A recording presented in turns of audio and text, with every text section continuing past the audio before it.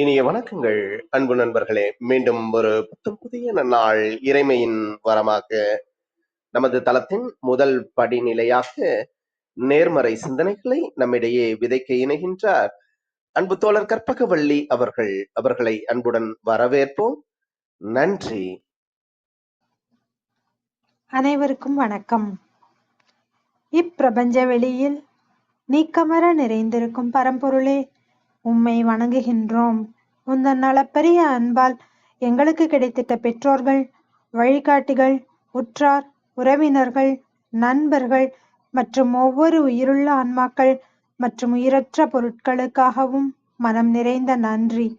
உந்தன் அபரிமிதமான படைப்பால் இப்பூவுலகு உந்தன் எழில் நிறைந்த இயற்கையாலும் நிறை வளங்களாலும் நீடித்த நலங்களாலும் ஆகச்சிறந்த நேர்மறை எண்ணங்களாலும் இவ்வுன்னத உலகிலும் எங்கள் உயிர் துடிப்புள்ள உள்ளங்களிலும் நீக்கமற நிறைந்துள்ளது.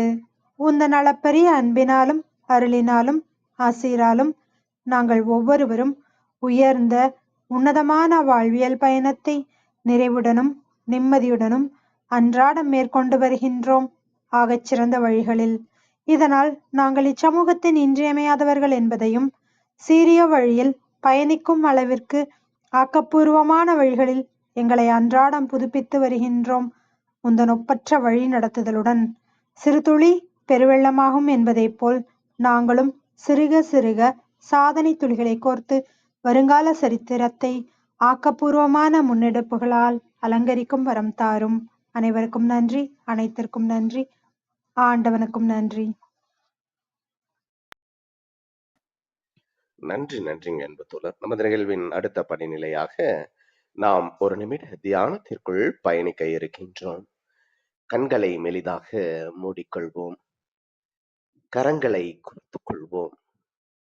இப்பிரபஞ்ச பெருவெளியில் உள்ள இறைமைக்கு மனதார நன்றி பகிர கிடைத்த மற்றும் ஒரு அற்புதமான நன்னாள் இது.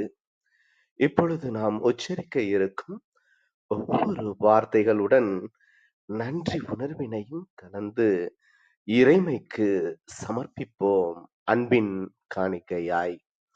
இன்றெடுத்து அன்றாடம் அமுதூட்டி அன்பாகவும் கருணையாகவும் மாறிப்போன அன்பு தாய்க்கு மனம் நிறைந்த நன்றி. ஒவ்வொரு நாளையும் ஒவ்வொரு பொழுதையும் தமது உழைப்பாலும் தியாகத்தாலும் குடும்பத்தை நிறைத்து அறிவாகவும் ஆற்றலாகவும் மாறிப்போன அன்பு தந்தைக்கு மனம் நிறைந்த நன்றி. பரிசுத்தமான இயற்கையை பரிசளித்து சென்ற நம் முன்னோர்கள் ஒவ்வொருவருக்கும் மனம் நிறைந்த நன்றி. கற்பித்தல் என்னும் இனிய அனுபவங்கள் வாயிலாக அன்றாட பொழுதுகளை அர்த்தமுள்ளதாக்கும் ஆசிரிய பெருந்தகைகள் ஒவ்வொருவருக்கும் மனம் நிறைந்த நன்றி. இப்பிரபஞ்ச பூ உலகினுள் பயணித்துக் கொண்டிருக்கும், பயணிக்க இருக்கின்ற ஒவ்வொரு உயிருள்ள ஆன்மாக்களுக்கும் மனம் நிறைந்த நன்றி. உயிரற்ற பொருட்களாய், வாழ்வின் உடன் வழித்துணையாய், வாழ்வின் பாதையை என்றென்றும் நிறைக்கும் உயிரற்ற பொருட்களுக்கும் மனம் நிறைந்த நன்றி. இப்பிரபஞ்ச பூ உலகினை தமது பேரன்பாலும் பேரருளாலும் பேராசிராலும் ஆண்டு அரவணைத்து காத்து வரும் அந்த ஆண்டவனுக்கும் நன்றி. இப்பொழுது நமது சுவாசத்தின் ஓசையில் அது பயணிக்கும் பாதைகளில் நாமும் இணைந்து பயணிப்போம். நம் மூச்சின் சுவாசத்தினை சீர்மைப்படுத்தியவர்களாய்.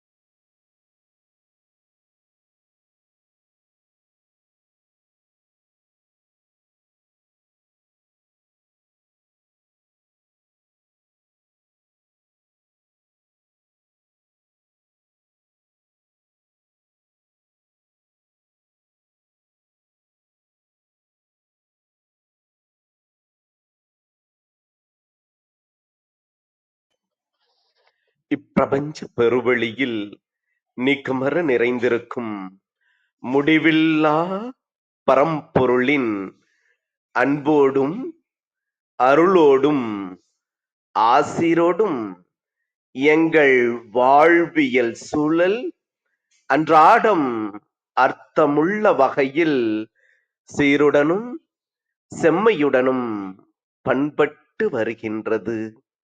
இதனால் இச்சமூகத்தின் சீரிய சிறந்த முன்மாதிரிகளாக நாங்கள் திகழ்வதோடு நில்லாமல் பல்வேறு சாதனைகளையும் அதன் வாயிலாக சரித்திரங்களையும் படைக்கும் அற்புத படைப்பாளிகளாக பரிணமிப்போம். இறைமைக்கு நன்றி.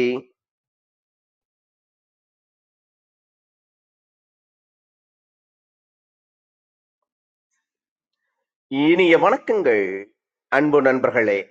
மீண்டும் ஒரு புத்தம் புதிய நன்னாள் இறைமையின் வரமாக நமது தளத்தின் 641வது நாள் நிகழ்விற்கு உங்கள் ஒவ்வொருவரையும் அன்புடன் வரவேற்பதில் பெருமகிழ்வு கொள்கின்றோம்.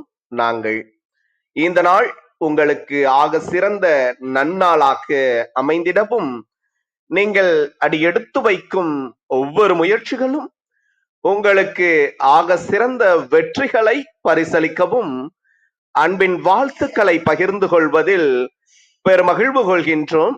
நாங்கள் அன்பிற்கினிய நண்பர்களே, இந்த வாரம் முழுக்க நாம் மணற்கேணி என்ற ஒரு அற்புதமான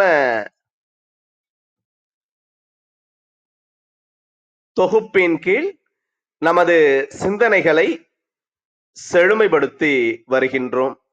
இயல்பாகவே கவிஞர்கள் எப்பொழுதும் தம்முள் நிறைந்த அறிவு ஊற்று சில நேரங்களில் அவர்களுக்குள் பெருக்கெடுத்து அது கவிதைகளாக மிக சிறந்த பாடல்களாக உயிர் பெறுவது உண்டு. மணற்கேணி, ஆம், தொட்டனை தூறும் மணற்கேணி என்ற வள்ளுவரின் வார்த்தைக்கிணங்க ஆற்று நீரின் மணற்பரப்பில் நாம் சிறிதளவு மணலை தோண்டும் பொழுது நமக்கு நிறைய நிறைய நீர், சுனை நீராக, ஊற்று நீராக, தூய நீர் நமக்கு தெள்ளத் தெளிந்த சுவையான நீர் பரிசாக கிடைக்கின்றது. அதேபோல கவிஞர்கள் அவர்கள் அகத்துள் அவர்கள் நிறைய நிறைய படித்த, கவனித்த, ஆழ்ந்து அனுபவித்த விடயங்கள் அவர்களுக்குள் இருந்து அற்புதமான கவிதைகளாக, பாடல்களாக பரிமாற்றம் பெறுவதுண்டு. நமது அன்பு கவிஞர் காசி ஆறுமுகம் அவர்கள் திரை வள்ளுவர்கள் என்ற அற்புதமான தொடர் நிகழ்வின் வாயிலாக தமிழ் திரையுலகில் வெகு சிறப்பான சீரிய வகையில் தமது கவிதைகளால், திரைப்பட பாடல்களால் மனங்களை கவர்ந்தவர்கள் குறித்த பகிர்வினை நம்மோடு மாதம் மாதம் பகிர்ந்து வருகின்றார்கள்.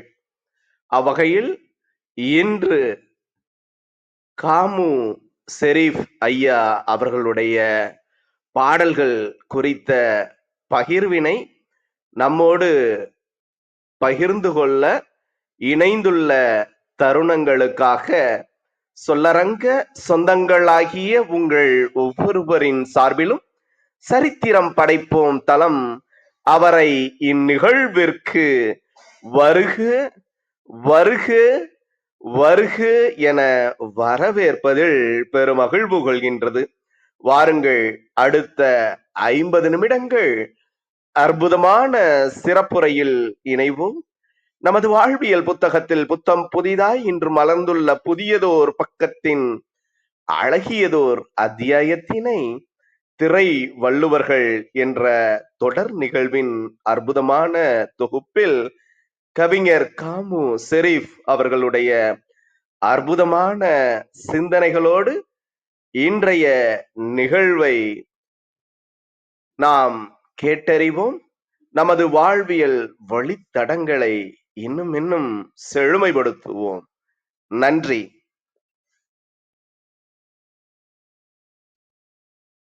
அனைவருக்கும் இனிய காலை வணக்கம். மீண்டும் ஒரு நல்லதொரு வாய்ப்பை தந்த சரித்திரம் படைப்போம் குழுவிற்கு எனது மனமார்ந்த நன்றிகள். இடையிடையே சிறிது காலங்கள் என்னால் தளத்திற்கு சரிவர வர இயலவில்லை. சில சூழ்நிலை கருதி வர இயலவில்லை. ஆனால் இன்று எனக்கு ஒரு நல்லதொரு வாய்ப்பு கிடைத்திருக்கிறது ஐயா காமு ஷெரீப் அவர்களை பற்றி பேசுவதற்கு. தமிழ் சினிமாவிலே பத்தினி கவிஞன் என்ற அடைமொழி இருவருக்கு மட்டும் பொருந்தும். அதில் ஒருவர்தான் காமு ஷெரீப். இன்னொருவரை பற்றி நாம் இந்த ஒரு நாள் சொல்லுகிறேன். அந்த காமு ஷெரீப் ஐயா அவர்களுடைய வாழ்வியலையும் அவர் திரைப்பயணத்தையும் நாம் இன்று பார்க்கலாம். காமு ஷெரீப் அவர்களுடைய கவிதைகளில் எப்போதுமே ஒரு பண்பாடு இருக்கும், ஒரு ஒழுக்கமான சிந்தனை இருக்கும், அதே போல கண்ணியம் கலந்திருக்கும்.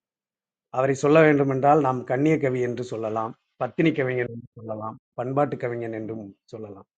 அவர் கவிதைக்குள் மட்டும் அவரை அடைக்க முடியாது. அவருடைய சிந்தனைகள் எல்லாமே பல தளங்களில் மட்டுமல்ல, அவர் ஒரு கள போராளியாகவும் இருந்திருக்கின்றார். சுதந்திர போராட்டம் காலம் தொட்டு இறுதியிலே வந்த தமிழக எல்லை போராட்டம், அப்புறம் இந்த மொழிவாரி மாகாணங்கள் பிரிப்பது வரைக்கும் அவருடைய பயணங்கள் எல்லாமே மிகப்பெரிய சாதனையான பயணங்கள் தான். ஐயா காமு ஷெரீப் அவர்களுடைய ஊர் அபிவிருத்தீஸ்வரம் அப்படின்னு தஞ்சை மாவட்டத்தில் உள்ள அபிவிருத்தீஸ்வரம் தான் அவருடைய ஊர். பெற்றோர்கள் காதர் ஷா, இப்ராஹிம் பாபத் அம்மாள். இவங்க ஒரு செல்வ செழிப்புள்ள குடும்பம் தான் ஆரம்பத்தில். அதனால் இவருக்கு என்னன்னா பள்ளி சென்று படிக்க வேண்டாமே என்று அங்கே ஆசிரியர்களே இவருக்கு சொல்லிக் கொடுக்க ஆரம்பிச்சிருக்கிறார். ஒரு 12 வயது வரை இவர் கல்வியை கற்றுக்கொள்கிறார். அதன் பின் தந்தையின் மரணம், தொடர்ந்து இவர் கற்பிக்க என்ன செய்வதென்று தெரியாத சூழ்நிலையில் அவருடைய தாயார் பல இலக்கண நூல்களையும் இலக்கிய நூல்களையும் அவரை கொடுத்து அவரிடமிருந்து படிக்க சொன்னார். தானாகவே படித்து அந்த இலக்கிய சிந்தனைகளையும் இலக்கண சிந்தனைகளையும் வளர்த்து கொண்டு தமிழ் மீது பேரார்வம் கொண்ட சிந்தனையாளனாக மாறினார். குறிப்பிட்டு சொல்ல போனோம்னால் இவர் போராட்ட குணத்தை பற்றி சொல்லணும்னா 12 வயதிலே இவருக்கு ஒரு போராட்ட குணம் ஆரம்பித்து விட்டது. அப்போது புதுக்கோட்டை மன்னருக்கு சமஸ்தானத்துக்கு உட்பட்ட பகுதியில் தான் இவர் வாழ்ந்து வந்திருக்கின்றார். புதுக்கோட்டை சமஸ்தானம் என்பது நமக்கு தெரியும், அது ஒரு பாரம்பரியமிக்க சமஸ்தானம். அங்கே ஒரு கட்டுப்பாடு இருந்திருக்குது. ஒரு சில குளத்தில் ஒரு சிலர் தான் குளிக்க வேண்டும் என்ற கட்டுப்பாடு இருந்திருக்கின்றது. ஐயா அவர்கள் அந்த 12 வயதில் இவருக்கு ஒரு சிந்தனையை தோன்றி இருக்கிறது, ஏன் நம்மை போன்றவர்கள் இதில் குளிக்கக்கூடாது என்று கட்டுப்பாடு இருக்கின்றது என்று அவர் தனது ஆடையை களைந்து அந்த குளத்தில் குளித்து விட்டார். இதை பார்த்த காவலர்கள் அவரை இழுத்து கொண்டு அரண்மனையில் கொண்டு போய் விடுகின்றார்கள். அரண்மனையில் விசாரிக்கிறார்கள். மன்னரும் அவன் சிறுவன் தான், தவறு செய்து விட்டான், அவனை விட்டு விடுங்கள் என்று சொல்ல, காமு ஷெரீப் என்ன சொல்லியிருக்காருன்னா, நான் சிறுவன் இல்லை, நான் தெரிந்து தவறு செய்யலை, தெரிந்து தான் தவறை செய்தேன், தெரியாமல் செய்யலை, எனக்கு தண்டனை கொடுங்கள் அப்படின்றார். அப்புறம் மறுபடியும் விசாரிச்சிருக்கிறாரு. இந்த மாதிரி குளிக்க வேண்டாம் அப்படின்னு சொல்லி போட்டிருக்கீங்க, இதுக்கு என்ன தண்டனைனாலும் நான் ஏற்றுக்கொள்கிறேன், ஆனால் என்னை குளிக்க வேண்டாம் என்று நீங்கள் தடுக்காதீர்கள். நான் இப்போ தண்டனை கொடுத்தாலும் மறுபடியும் போய் நான் குளிக்கத்தான் செய்வேன், நீங்கள் தண்டனை கொடுக்காவிட்டாலும் மறுபடியும் போய் நான் குளிக்கத்தான் செய்வேன் அப்படின்னு ஆணித்தரமாக அங்கே தனது வாதத்தை வைத்திருக்கின்றார். இதை பார்த்து மன்னர் சற்று நேரம் யோசித்து அந்த தடையை நீக்கினாராம். இந்த அளவுக்கு தன்னுடைய சிறு வயதிலேயே சுயமரியாதையுடன் இருந்தவர் தான் ஐயா காமு ஷெரீப்.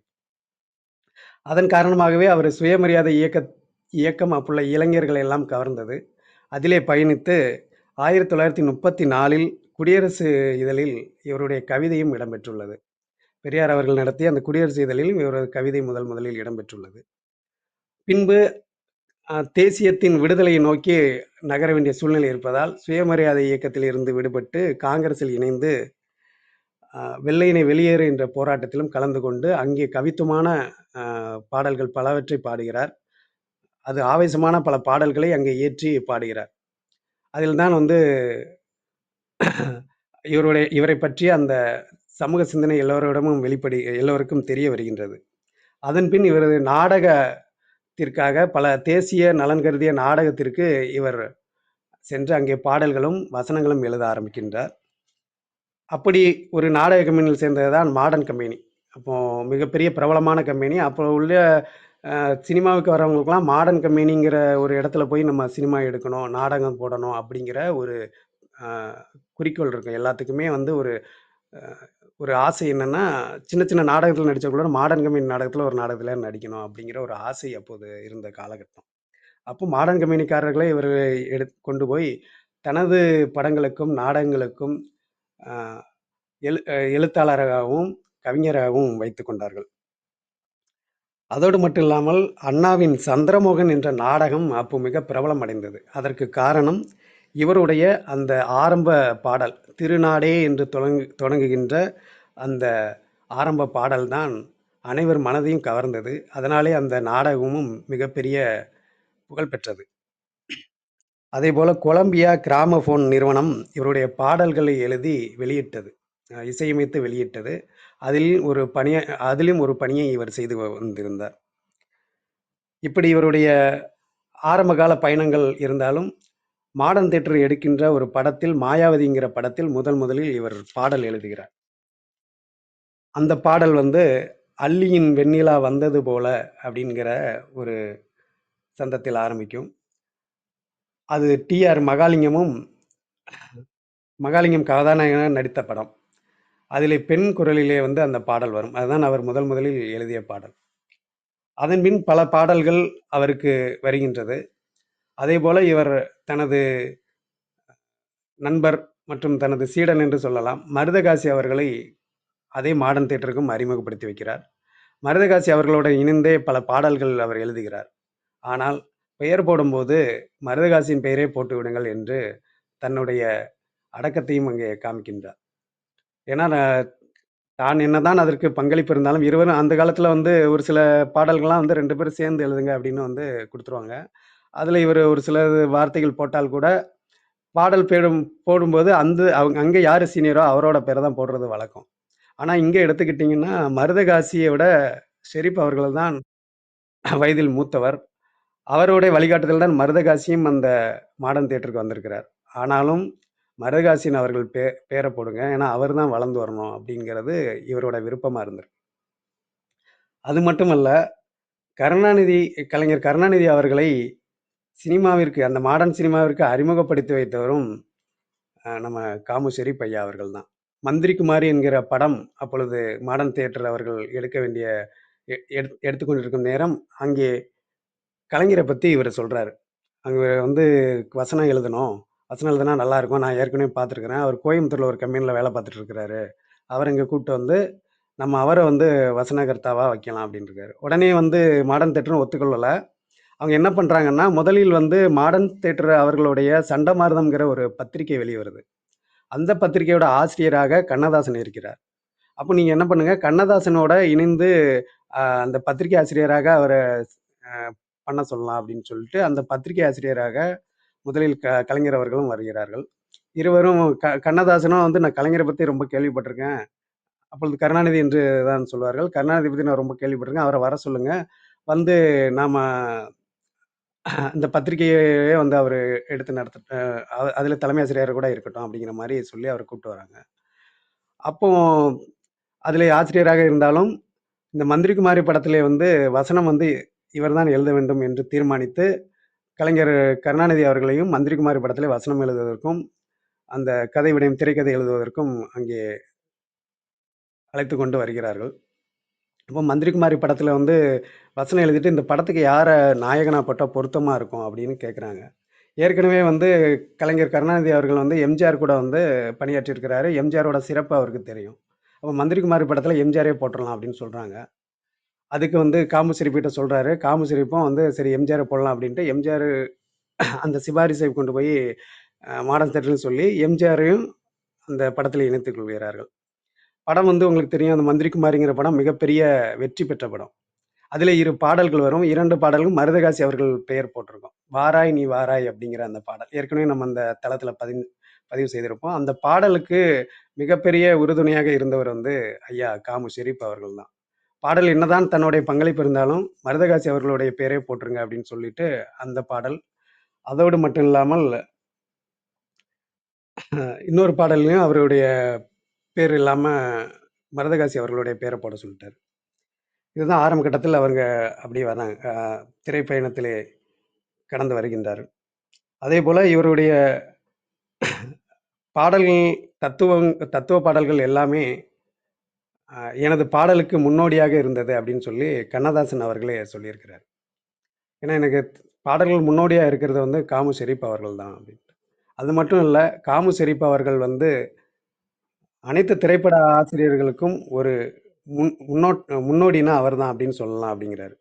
அவர் அடக்கத்தின் உறைவிடம் அப்படின்னு கண்ணதாசன் வந்து காமு ஷெரீப் ஐயாவை பத்தி சொல்றாங்க.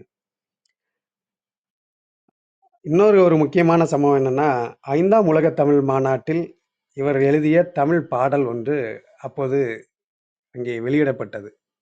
அந்த பாடல் ஒரு சில வரிகளை மட்டும் நான் இப்ப சொல்லியிருக்கிறேன். "அன்புமயமான மொழி, அறிவுதனை வளர்க்கும் மொழி. அண்டிவந்த அந்நியரும் கற்று நலம் பெற்ற மொழி. அனந்தங்களைக் கொண்டு மேவி இன்னும் மூப்பறியாத மொழி. இளமையுடன் தமிழ்மொழி திகழும் என்பதால், மண்ணுலகில் தமிழ்மொழி போல் உயர்ந்த மொழி இல்லையெனில் வாய்மையாமோ" அப்படின்னு சொல்லிட்டு அந்த தன்னுடைய மொழி பற்றை வந்து அங்க காமிக்கிறாரு. அது உலகத் தமிழ் மாநாட்டிலே மிகப்பெரிய சிறப்பை பெற்றது. அதேபோல இவர் வந்து பல பாடல்கள் வந்து தத்துவ பாடல்கள் எழுதியிருக்கிறாரு. அதில குறிப்பிட்டு சொல்ல போனோம்னா, முதல் பாடலாக அந்த அன்னையை பற்றிய பாடல். இன்றளவும் வந்து நம்ம ஒரு தாய் பாடல், அன்னை பாடல் அப்படின்னா, இந்த பாடல் கேட்கும்போது நம்மளுக்கு மிகப்பெரிய ஒரு உருக்கம் ஏற்படும். அந்த பாடல் தனது தாயாரை பற்றி கூட அவர் எழுதியிருக்கலாம். ஏன்னா, சிறு வயதிலே ஒரு தாயார் தான் அவருக்கு வந்து இந்த கல்வி கற்க வைத்து அவரை ஒரு பெரிய மனிதனாக மாற்றியது அவர் தாயோட வளர்ப்பு தான். எல்லோருக்குமே தாயோட வளர்ப்பு தான். ஆனாலும் அதை நினைத்து அவரு அந்த அன்னை பற்றிய பாடல்களில் அதை கொண்டு வந்து எழுதுகிறார். தன்னுடைய வாழ்வில் நடந்த ஒரு சில சம்பவங்களை வைத்து எழுதுகிறார். அதில் தான் அந்த பாடல் எப்படி ஆரம்பிக்குதுன்னா, "10 மாதம் சுமந்திருந்து பெற்றாள், பகல் இரவாய் விழி திறந்து வளர்த்தாள். வித்தகனாய் கல்வி பெற வைத்தாள், மேதினியில் நாம் வாழ செய்தாள்" அப்படின்னு சொல்லி ஆரம்பிக்கும்.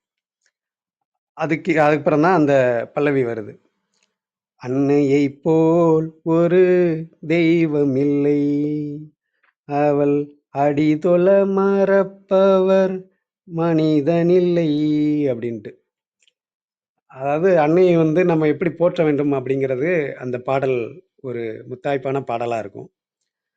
அதேபோல பல தத்துவ பாடல்களையும் அவர் கொண்டு வந்திருக்கிறாரு. இவருடைய பாடல்ல வந்து ஒரு பாடல் வந்து சித்தர் பாடலை கொண்டு இவரு வடிவமைச்சிருப்பாரு. அந்த பாடல் தான் பின்னாடி கண்ணதாசனும் அதே மெட்டிலே வந்து பாடல் அமைத்து வெளியிட்டிருப்பாங்க. இந்த 2 பாடலுக்கும் முன்னோடி யாருன்னு பார்த்தா, நம்மளுடைய ஐயா காமு ஷெரீப் அவர்கள் தான்.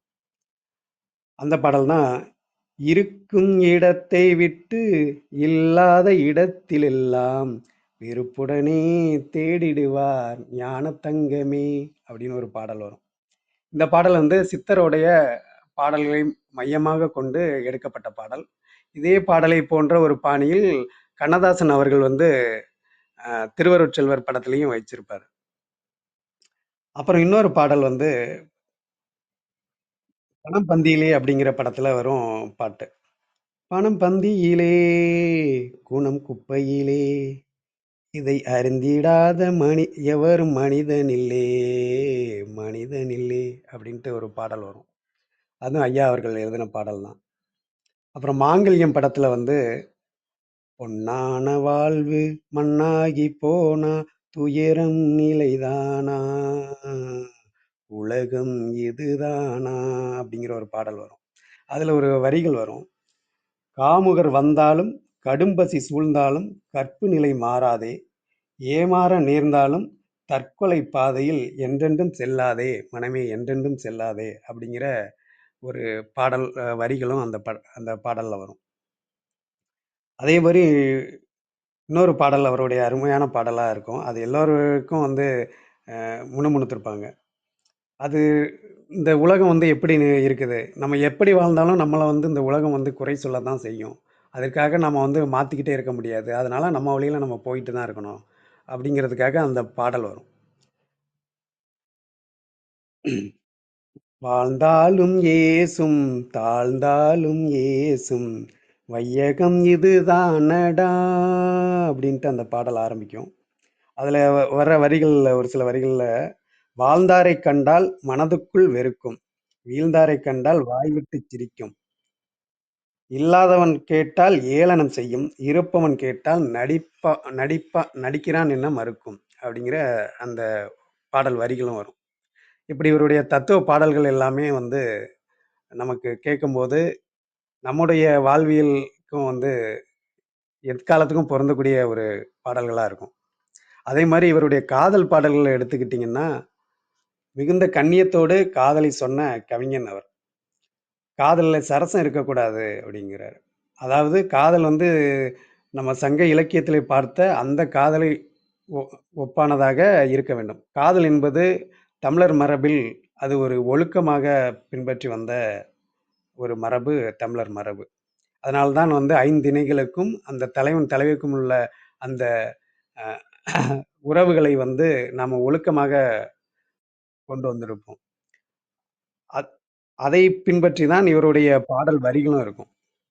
ஒரு சில பாடல்ல வந்து இத இந்த வரிகள சொல்லும்போதே நம்மளுக்கு தெரியும். பெண் வந்து ஆண் வந்து பெண்ணை பார்த்து பாடுறாரு. இது ஆனா எந்த படம்னு எனக்கு தெரியல. அந்த வரிகள் மட்டும் அதில படிச்சிருந்தேன். "வானத்து வில்லடியோ கண்ணே உன் வளைந்த புருவம் இரண்டும், மானொக்கும் நின் விழிகள் கண்ணே என் மதியை மருட்டுதடி" அப்படின்னு ஆண் சொல்றாப்புல.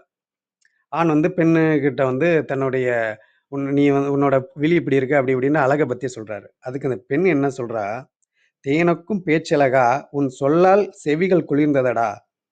பேணிடும் இவ்வழகு போனால் என் பின்னால் வருவாயடா" அப்படின்னு கேட்கிறா. பெண் வந்து என்ன சொல்றாங்கன்னா, இப்போ நீ என்ன அழகா இருக்கன்னு வர்ணிக்க, என் அழகு போனதுக்கு அப்புறமும் நீ என்ன இதே மாரி காதலிப்பியா? அப்படின்னு கேட்கிறா பெண் வந்து. அதுக்கு ஆண் என்ன சொல்றா, "அது அப்புறம் கூட பார்த்துக்கலாம்" அப்படிங்கிற மாரி, அது காலத்த கருதி நம்ம பார்த்துக்கலாம்ன்னு சொல்றாரு ஆண். அதுக்கு பெண் மறுப்பு தெரிவிச்சு என்ன சொல்றாங்கன்னா, "எண்ணித் துணி கருமம் என்பதை எண்ணாமல் பேசுகிறாய் நீ. உன்னை நான் நம்பிவிட்டால் பின் இந்த ஊரு சிரிக்குமடா" அப்படிங்கிறார். ஒரு பெண் வந்து காதல் எப்படி இருக்கணும்? அழகை பார்த்து வரக்கூடாது. நான் என்ன அழகு வந்து இப்படி இழந்தால் கூட, "நீ பின்னாடி என்ன காதலிப்பியா?" அப்படின்னு கேட்கிறா. ஆனா, அந்த ஆண் வந்து "அத அப்போ பார்த்துக்கலாம்" அப்படின்னு சொன்ன உடனே, அந்த பெண் வந்து அந்த காதலை வந்து கட் பண்ற மாரி வருது. அது ஒரு என்ன அழகான ஒரு பண்பாட்டோட அவர் சொல்லியிருக்கிறாரு அப்படிங்கிறதுக்கு இது ஒரு உதாரணமா சொல்லலாம். அதே மாரி சிவகாமிங்கிற படத்துல ஒரு பெண்ணை வர்ணிக்கணும் அப்படின்னா, எப்படி வர்ணிக்கணும் அப்படிங்கிறதுக்கு இந்த பாடல் தான் ஒரு சிறந்த உதாரணமா சொல்லலாம். பெண்களை வந்து இப்போ வர்ணிக்கிறதெல்லாம் வந்து பார்த்தீங்கன்னா, ரொம்ப விரசமாகவும், அது என்ன சொல்றதுன்னு தெரியாது. அந்த அளவுக்கு ஒரு வர்ணனைகளோட பெண்களையே வந்து ஒரு போகப் பொருளா நெனச்சு வர்ணிப்பாங்க. ஆனா, அப்போ வந்து அவரு வர்ணிச்சிருக்கிறாரு. ஒரு உவமையெல்லாம் குடுத்திருக்கிறத பார்த்தீங்கன்னா, இயற்கை வந்து பெண்ணோட ஒப்பிட்டிருப்பாரு. இயற்கையோட சாயல்ல தான் பெண் அப்படிங்கிறது. அது எவ்வளவு பெரிய உயர்ந்த சிந்தனை. எல்லோரும் வந்து நிலவை வந்து சொல்லியிருப்பாங்க. இவரும் நிலவை சொல்லுகிறாரு. அது எப்படி சொல்றாரு? அப்புறம் கொடிய சொல்றாங்க. அதை எப்படி சொல்றாரு? அ அப்படின்னு ஒவ்வொன்றையும் வந்து இந்த உவமைகளை எடுத்து பார்த்தோம்னா நம்மளுக்கு நல்லா தெரியும். அந்த பாடல் தான் "வானில் முழுமதியைக் கண்டேன், வனத்தில் ஒரு பெண்ணைக் கண்டேன், வானமுழு மதியைப் போலே மங்கையவள் வதனம் கண்டேன்" அப்படின்னு அந்த பாடல் வரும். "வானில் ஒரு மதியைக் கண்டேன், முழு மதியைக் கண்டேன், வனத்தில் ஒரு பெண்ணைக் கண்டேன். அந்த முழு மதியைப் போல இவள் முகம் இருக்கிறது" அப்படின்னு சொல்லி வர்ணிக்கிறாரு. அதோட மட்டும் இல்லாமல், "கோவைப்பழம் செடியில் கண்டேன், குடிசை முன்னே பெண்ணே கண்டேன். அந்த கோவைப்பழ நிறம் போல நிறத்தை அவள் உதட்டில் கண்டேன்" அப்படிங்கிற அந்த பாடல்கள் எல்லாமே வந்து, அங்கே உள்ள அந்த காட்சிகள்ல வைத்து அந்த பெண்ணை உவமைப்படுத்துவதாக இருக்கும். இப்படி அந்த பெண்ணை உவமைப்படுத்தியவரும் நம்ம ஐயா க.மு. ஷெரீப் அவர்கள். அதே போல "மாலையிட்ட மங்கை" படத்திலே வந்து ஒரு அற்புதமான காதல் பாடல் இருக்கும். அது ஒரு மிகப்பெரிய பண்பாட்டான ஒரு காதல் பாடல். ஒன்று சேர்ந்த உள்ளம் மாறுமா, உண்மை காதல் மாறி போகுமா, முன்னாளிலே கொண்ட பொல்லாப்பிலே இந்நாளிலே காதல் மண்ணாவதா அப்படின்ட்டு ஆரம்பிக்கும். அந்த பாடல் வந்து ரொம்ப நேர்த்தியா அழகா சொல்லியிருப்பாங்க. பகையா பகையாலே காதலே அழியாது, பண்போடு நாமே இன்பம் காணுவோம் பாரினிலே அப்படின்னு சொல்லி அந்த பாடல் வரும். அதில் ஆண் வந்து சொல்லுவார், என்னாவியே கண்ணே உன் போலவே மண்மீதிலே வேறு பெண்ணேதடி அப்படின்னு சொல்லி ஆண் சொல்றாரு. இந்த அளவுக்கு வந்து காதலை வந்து ரொம்ப ஆத்மார்த்தமாக சொன்ன கவிஞர். காதலிலே வந்து கண்ணியம் இருக்க வேண்டும், அங்கே சரசங்கள் இருக்கக்கூடாது. காதல் என்பது ஒரு ஒழுக்க நெறி. அது வந்து ஒரு பெண்ணும் ஒரு ஆணும் மனது ஒத்து காதலிக்க வேண்டும் என்ற பல கருத்துக்களை வந்து அந்த காதல் பாடல் கூட விதிச்சிருப்பாரு. அதே போல வந்து டவுன் பஸ்ங்கிற படத்துல வந்து தலைவன் தலைவிக்குள்ள அந்த பிரிவை வந்து அழகா சொல்லியிருப்பாரு. அந்த பாடலோட வடிவம் இன்று வரைக்கும் தொடர்ந்து வருகிறது. ஒரு யாருமே இல்லாத ஒரு வீட்டிலே நாம் யாரையாவது ஒருத்தரை வந்து நம்ம தூது சொல்லணும். இல்லைன்னா யார்கிட்டயாவது நம்ம மனக்குறையை தீர்க்க வேண்டும் அப்படின்னா, அங்க ஏதாவது ஒன்றுகிட்ட நம்ம சொல்லுவோம். பெரும்பாலும் வந்து நம்மளுடைய வீட்டிலே வந்து தங்குகின்ற ஒரு பறவை என்னன்னா, அது சிட்டுக்குருவிய தான் நம்ம சொல்லலாம். மனிதர்களுக்கூட இணக்கமான ஒரு பறவை வந்து சிட்டுக்குருவி. அது என்னதான் நம்ம அந்த காலத்துலலாம் வீட்டுக்குள்ள தான் வந்து அது கூடு கட்டி தனது குஞ்ச எடுத்துட்டு போகும். அந்த கூடு எங்க கட்டுனாலும் அந்த வீட்ல உள்ளவங்க ரொம்ப பெருமையா நெனைப்பாங்க. ஒரு சிட்டுக்குருவி வந்து நம்ம வீட்ல கூடு கட்டுதுன்னா, நமக்கு வந்து ஒரு செல்வம் கிடைக்கும்னு நெனைப்பாங்க. அந்த கூட்ட கலைக்கக்கூடாதுன்னு நெனைப்பாங்க. அதேபோல நமக்கு ஏதோ ஒரு வழியில ஒரு குழந்தை செல்வம் கிடைக்கும். ஏதோ ஒரு செல்வம் கிடைக்கும்ன்ட்டு அந்த சிட்டுக்குருவியின் கூடு கட்டத வச்சே நம்ம சொல்லலாம். அதனால சிட்டுக்குருவி கூட்டம் மாத்திரம் எந்த வீட்லயுமே அத எடுத்து போட மாட்டாங்க. அத ஒரு மனமகிழ்வா நெனைப்பாங்க. அப்ப அந்த சிட்டுக்குருவிய பார்த்து தன்னுடைய தலைவன் வந்து வெளியில சென்றிருக்கிறான். அவன் எப்போ வருவானோன்னு என் மனம் ஏங்குது. அப்படிங்கிற மாரி அந்த பாடல் வந்து சிட்டுக்குருவியிட சொல்லுவாங்க. இது வந்து பெரும்பாலும் வந்து நம்ம பாலை திணை, அந்த நெய்தல் திணையிலை பாடல் வகைகளை கூட நம்ம இத எடுத்து சொல்லலாம்.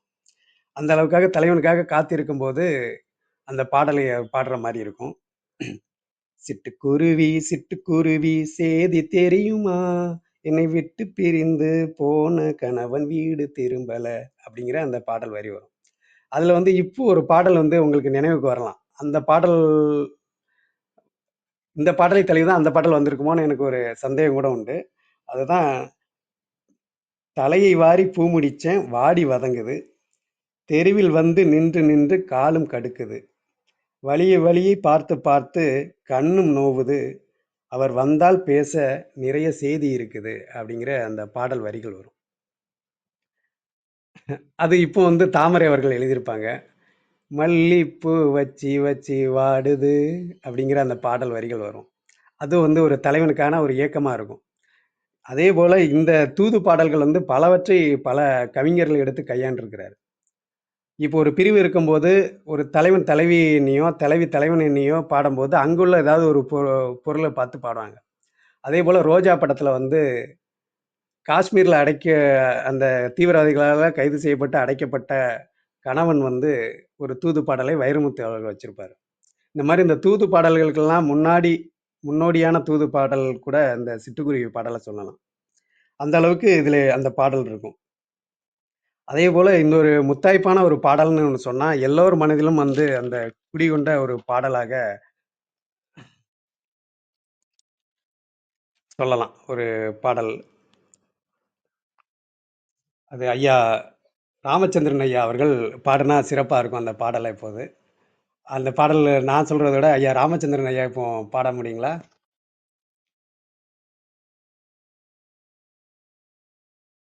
என்ன பாட்டுப்பா?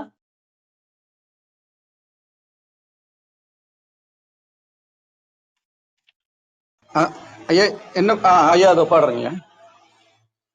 ஐயா அந்த முதல் பாடல். ஏரிக்கரையின் மேலே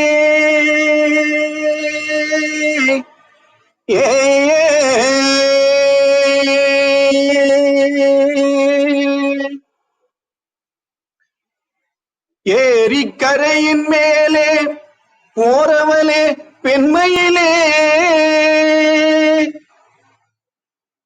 என்னருமை காதலியே என்னை கொஞ்சம் பாரு நீயே என்னருமை காதலியே என்னை கொஞ்சம் பாரு நீயே அன்னம் போல நடை நடந்து சென்றிடும் மயிலே ஆசை தீர நில்லு கொஞ்சம் பேசுவோம் குயிலே அன்னம் போல நடை நடந்து சென்றிடும் மயிலே ஆசை தீர நில்லு கொஞ்சம் பேசுவோம் குயிலே மாமரத் தோப்பினிலே மச்சா வரும் வேலையிலே மச்சா வரும் வேலையிலே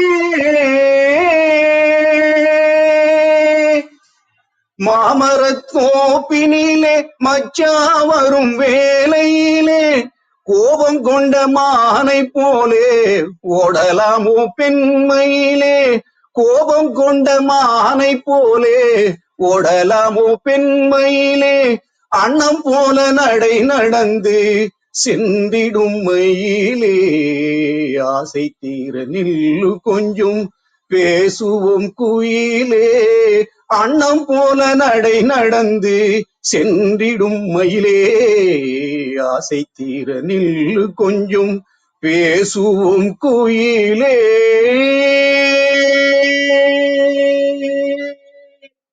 நன்றி. மிக்க நன்றிங்க ஐயா. இந்த பாடலும் வந்து பார்த்தீங்கன்னா பெண்ணை வந்து அவர் என்ன அழகாக வர்ணிச்சிருப்பாருன்னு பாருங்க.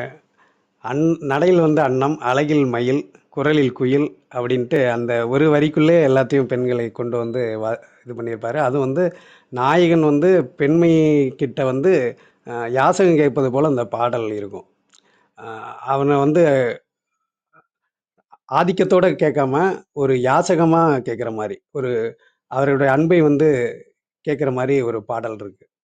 இந்த அளவுக்கு வந்து ஒரு கண்ணியமான அந்த பாடல் இருக்கும். என்னதான் அது வந்து ஒரு கிராமத்து இதில் வந்தால் கூட அதில் சரசம் இல்லாமலும் ரொம்ப அற்புதமான அந்த வரிகளை போட்டு காமு ஷெரீப் அவர்கள் கொடுத்துருப்பாரு. அதே போல் வந்து இவருடைய இன்னொரு பாடல் வந்து ரொம்ப ஜனரஞ்சகமான பாடலாக இருக்கும். ஒரு துள்ளல் வகையை சார்ந்த பாடல். அதாவது நாயகனும் நாயகியும் வந்து ஒரு ஏழ்மையில் இருக்கும்போது அவர் உழைத்து முன்னேற வேண்டும் அப்படிங்கிற ஒரு சிந்தனை வந்து அந்த படத்தில் வருகிறது. தேவைங்கிற படம். அந்த படத்தில் அவர்கள் முன்னேறுகிறார்கள். அந்த முன்னேறுவதற்கு முன்னாடி வந்து நாயகியை வந்து பாடுறாங்க. சோர்ந்து போகும்போது அந்த பாட்டு வந்து வரும். அதுவும் கூட வந்து இந்த பாடலை மாதிரியே வந்து கண்ணதாசன் அவர்களும் எழுதியிருப்பாங்க. பாசமலர் படத்தில். அந்த பாடல் தான் பேரின்பமே வாழ்விலே நேர்ந்ததே அப்படின்னு ஒரு பாடல் வரும். அது பாடல் லிரிக்ஸ் வந்து எனக்கு சரியா அந்த மெட்டு வரமாட்டேங்குது. பேரின்பமே வாழ்விலே நேர்ந்ததே நீங்காத ஆனந்தம் நாம் காணவே அப்படின்ட்டு வரும். இந்த பாடலோட தொனியில் தான் அந்த இதுவரைக்கும் வந்து பல பாடல்கள் வந்து கொண்டிருக்கின்றது. அதாவது ஒரு உழைப்பால் முன்னேறுகிறார்கள், ஒரு பாடலில் முன்னேறக்கூடிய ஒரு பாடல் அப்படிங்கிற ஒரு பாடலுக்கான முன்னோடியாக அந்த பாடல் இருக்கும். அவங்க சின்னதா ஒரு கடை ஆரம்பிச்சு அந்த இதுல வந்து அவங்க வாழ்க்கை நடத்தலாம் அப்படின்னு சொல்லி திட்டமிட்டு அந்த தேவைங்கிற பேர்ல ஒரு சின்னதா ஒரு சிற்றுண்டி கடை ஆரம்பிச்சு அவங்க அந்த வாழ்க்கையை நகர்த்துற மாதிரி அந்த பாடல் வந்து இதுல வந்திருக்கும். இதே மாதிரிதான் பின்னாடி வந்து கண்ணதாசன் அவர்கள் எழுதியிருப்பாரு. எங்களுக்கும் வாழ்வு வரும், வாழ்வு வந்தால் வசதி வரும், வசதி வந்தால் அனைவரையும் வாழ வைப்போமே அப்படிங்கிற அந்த பாடல் அதுக்கு முன்னோடி பாடலா இதை சொல்லலாம். அதனாலதான் கண்ணதாசன் வந்து எனக்கு முன்னோடியான ஒரு கவிஞர் வந்து காமு ஷெரீப் அவர்கள் அப்படின்னு சொல்லியிருக்கிறாரு. இந்த அளவுக்கு இவருடைய பாடல்கள் எல்லாமே வந்து நம் மனதை கொள்ளை கொண்ட பாடல்கள் தான். ஆனால் இவர் பாடல் எழுதி இதுக்கப்புறம் நான் பாடல் எழுத மாட்டேன் அப்படின்னு நிறுத்தின சம்பவம் நடந்திருக்குது. கிட்டத்தட்ட ஒரு குறைந்த வருடங்கள் தான் அவர் பாடல் எழுத ஆரம்பிச்சிருக்கிறாரு.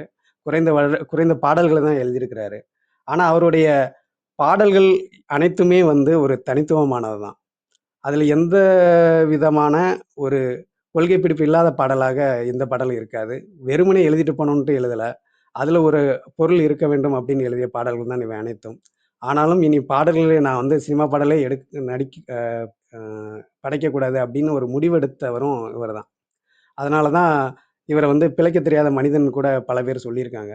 ஆனா பிழைப்புவாதத்திற்காக அவர் எந்த ஒரு செயலையும் செய்ததில்லை அப்படிங்கிறதும் நமக்கு இவருடைய வாழ்வியல் மூலமா தெரியுது. ஏனென்றால் அவர் வந்து அஹ், கலைஞர் கருணாநிதி அவர்களை அறிமுகப்படுத்தி வச்சிருக்கிறாரு. எம்ஜிஆருக்கு பாடல் எழுதியிருக்கிறாரு. 2 பேருமே வந்து மிகப்பெரிய ஆளுமைகளாக, அரசியல் ஆளுமைகளாக பின்னாடி உருவெடுத்திருக்காங்க. 2 பேருமே முதல்வர்கள்.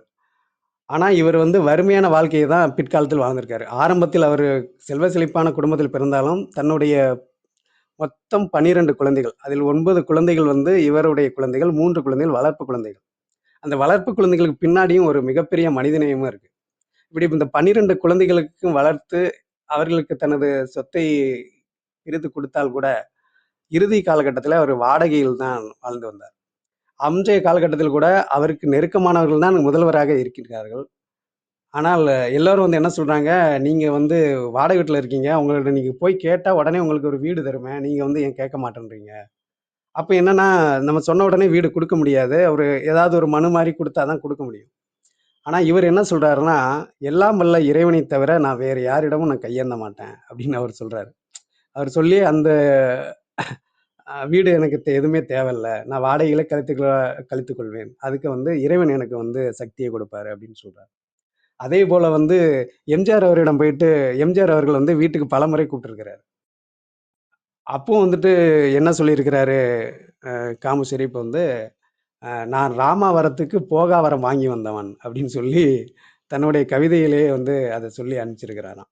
இந்த அளவுக்கு தனக்கான ஒரு அ மதிப்பு இருந்தாலும், அ அதை வந்து பயன்படுத்திக் கொண்டு தன்னை மேம்படுத்தணும்னு அவர் நினைக்கல. அதேபோல மாடர்ன் தியேட்டர்ல வந்து முக்கியமான ஆளுமைகளா இருந்த சுந்தரம் ஐயா அவர்கள் தான் அந்த நிறுவனத்தோட முதலாளி. அவருக்கு மனசாட்சியாவும் இருந்தவர் தான்.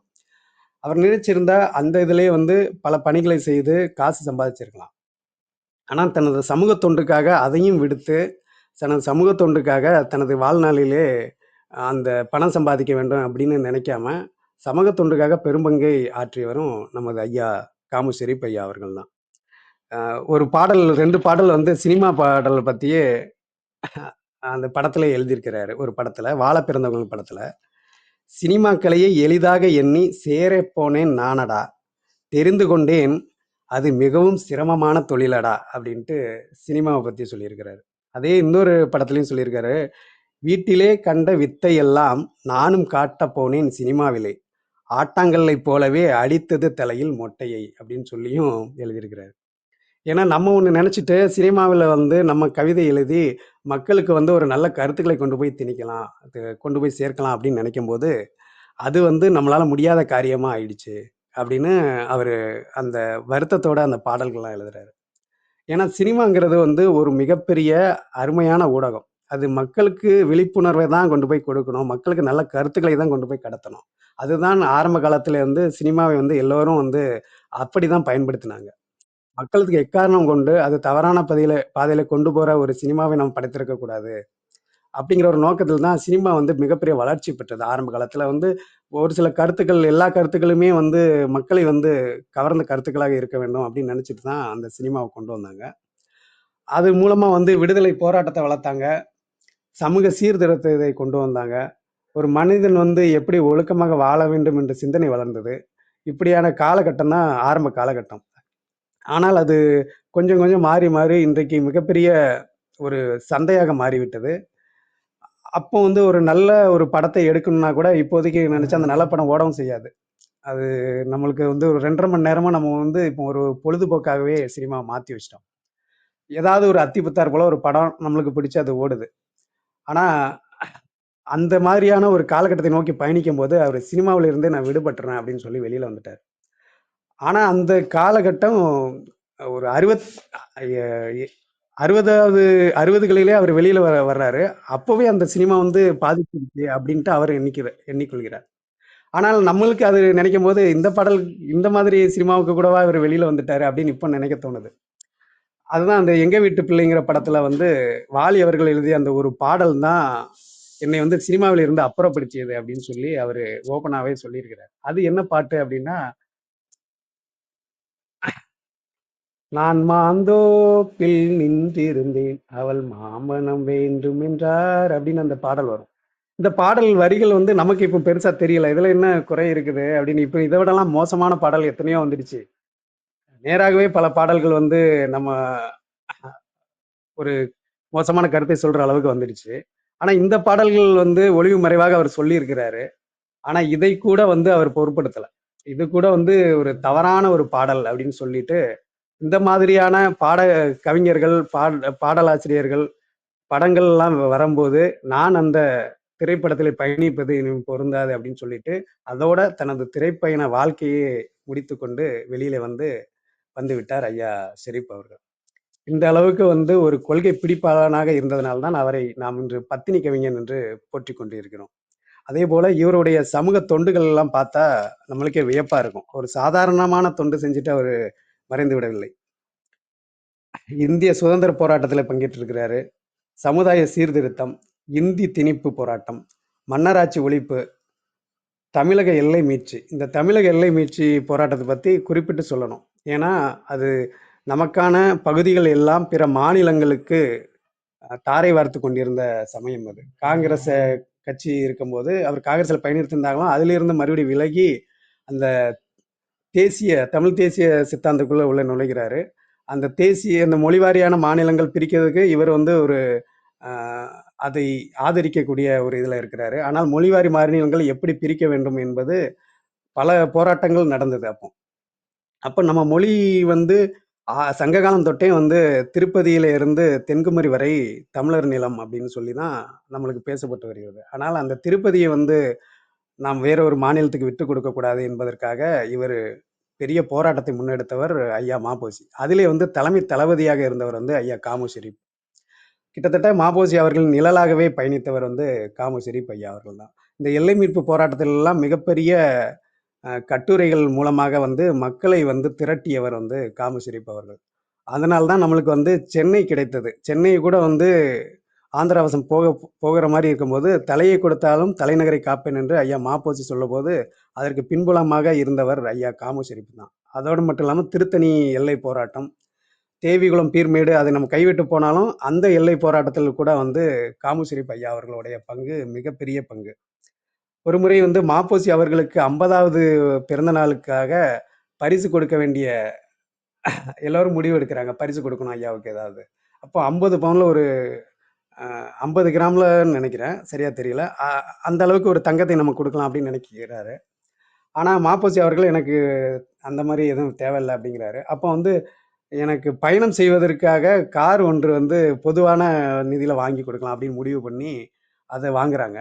அப்போ வந்து பொருள் பற்றாக்குறை வரும்போது தன்னுடைய மனைவியின் கழுத்தில் இருந்த நகையை எடுத்து அந்த பற்றாக்குறையை நீக்கி கார் வாங்கி கொடுத்தவர் வந்து ஐயா காமு ஷெரீப். அந்த அளவுக்கு வந்து அந்த தமிழரசு கழகத்திலே பயணித்தவர் ஐயா காமு ஷெரீப். அதே போல வந்து தமிழ் ஆட்சி மொழியாக வேண்டும், தமிழ் வந்து பயிற்று மொழியாக வேண்டும் என்ற அந்த போராட்டத்தில் கலந்து கொண்டிருக்கிறார்.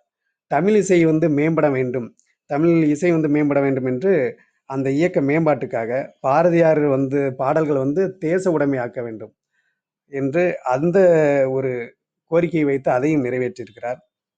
அப்புறம் நாடகத்துக்காக வரி போட்டிருந்தத நாடகம் என்பது அந்த வரியினால் வந்து துயரற்ற போது நாடகக்கலையை மீட்டெடுக்க வேண்டும் என்று நாடக வரி சட்டம் நீக்கத்துக்காக போராடி இருக்கிறார்.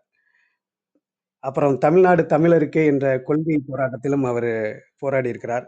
தொழிலாளர்கள் மீதான அடக்குமுறை வந்தபோது அந்த தொழிலாளர்களுக்கு ஆதரவாக போராடி இருக்கிறார். இப்படி இவருடைய அந்த சமூக தொன்றை பற்றி சொல்லிக்கொண்டே போகலாம். அதே போல இலக்கிய தொண்டுன்னு பார்த்தீங்கன்னா, இவர் வந்து இதழாளராக இருந்திருக்கிறார். தன்னுடைய ஒளி என்கிற ஒரு கவிதை தொகுப்பை வெளியிட்டாலும் ஒளி என்கிற பெயரிலே வந்து பத்திரிகை இதழையும் நடத்தியிருக்கிறார். அதே போல சாட்டை என்கிற பெயரில் இதழ் நடத்தியிருக்கிறார். தமிழ் முழக்கம் என்ற பெயரில் இதழ் நடத்தியிருக்கிறார். பதிப்பாளராக இருந்திருக்கிறார். பத்திரிகை ஆசிரியராக, சொற்பொழிவாளராக, நாடக ஆசிரியராக என்று இலக்கியத்திலும் இவர் பல்வேறு தடங்களை பதித்துள்ளார்.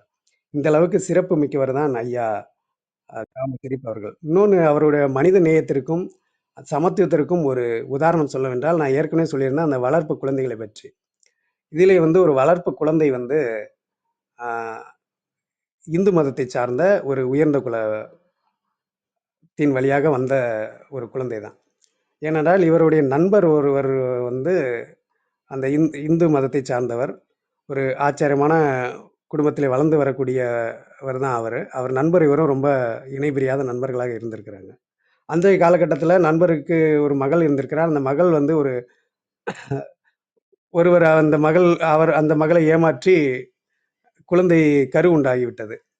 இதை பார்த்த இவரிடம் வந்து அவர் சொல்லியிருக்கிறார், இந்த மாதிரி ஆயிடுச்சு அப்படின்ட்டு. அந்த கருவ கலைச்சிடலாம் அப்படின்னு சொல்லி அவர் வந்து இவர்ட்ட கேட்கிறாரு. இவர் என்ன சொல்லிட்டாரு, அது ரொம்ப பாவம், அந்த பாவத்த பண்ணக்கூடாது அப்படின்னு சொல்லிட்டு, அந்த பெண்ணை கூட்டிக் கொண்டு போய் தனது சொந்த ஊரிலே வைத்து, யாருக்கும் தெரியாத இடத்திலே 10 மாதம் காவலாக அரணாக இருந்து, அந்த குழந்தை ஈன்றெடுத்த பிறகு, அதை நான் வளர்ப்பு மகளாக வளர்த்துக் கொள்கிறேன் என்று அந்த பெண்ணை எடுத்துக்கொண்டு வருகிறார். அப்பொழுது வந்து என்ன தயக்கம் என்றால், ஒரு உயர்ந்த குலத்தைச் சேர்ந்த ஒரு இந்து பெண் வந்து இவங்க வீட்ல வளர்ந்தா, இவங்க அசைவம் எல்லாம் விரும்பி சாப்பிடக்கூடியவர்கள் என்று தன் நண்பர் நினைத்து விடக்கூடாது என்பதற்காக, சைவத்தை கூட சைவத்துக்கு மாறியவர் தான் ஐயா காமு ஷெரீப். இதெல்லாம் கேட்கும்போது நம்மளுக்கு வந்து ஒரு சின்ன ஒரு இதுக்காக வந்து தன்னுடைய அந்த விருப்பத்தை கூட மாத்திக் கொண்டார். ஏன்னா, அந்த குழந்தைய நாம வந்து அவங்க வளர்க்கிற மாரியே நம்ம வளர்க்க வேண்டும் அப்படின்னு நினைச்சுட்டு அவங்க வளர்க்கும்போது, தன்னை சைவமாக மாற்றிக் கொண்டார் என்றால், அது ஒரு மிகப்பெரிய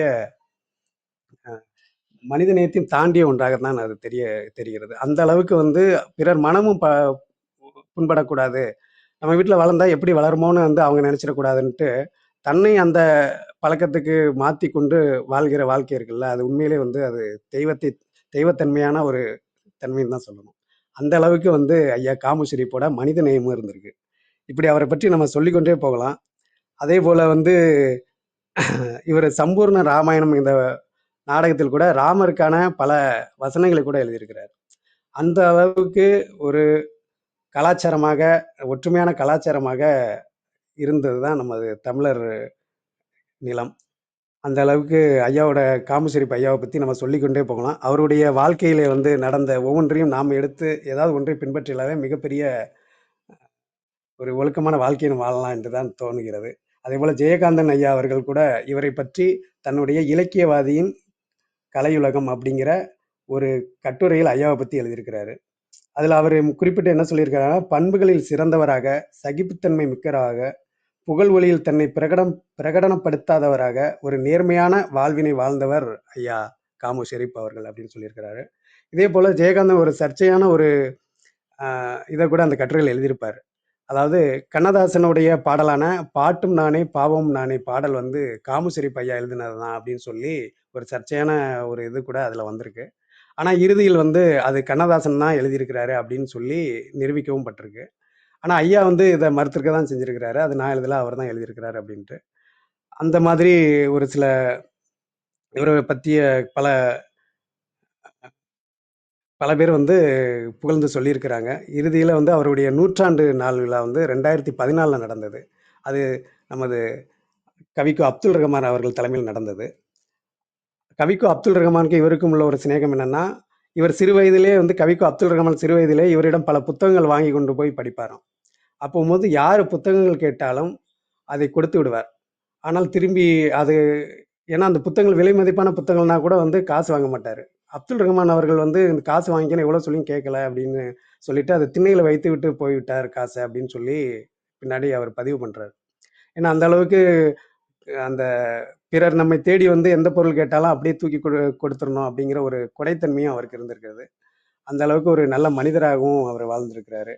அதான் அந்த கவிக்கு அப்துல் ரஹ்மான் என்ன சொன்னாருன்னா, அவர் ஏன் திரைப்பட பாடல் நான் எழுதல அப்படின்னு சொன்னதுக்கு, அம்மி கொத்த சிற்பி எதற்கு அப்படின்னு கேள்வி கேட்டிருக்கிறாரு. ஆனா நம்ம ஐயா வந்து அம்மி கொத்தினாலும் அது ஒழுக்கமா கொத்தணும் அப்படின்னு நினைச்சிட்டு தான் அந்த தொழிலை ஏற்றுக்கொண்டாரோ என்று எண்ண தோணுகிறது. அந்த அளவுக்கு ஒரு மிகப்பெரிய கவிஞராக மட்டுமல்லாமல் மிகப்பெரிய சமூக சீர்திருத்தவாதியாகவும், இலக்கிய தொண்டும், சமூகத்திற்கு பெரிய தொண்டும் ஆற்றியவர் தான் ஐயா காமு ஷெரீப் அவர்கள். இத்துடன் எனது இந்த உரையை முடித்துக் கொள்கிறேன். மீண்டும் சரித்திர பரப்பு குழுவிற்கு நன்றி தெரிவித்து விடைபெறுகிறேன். நன்றி.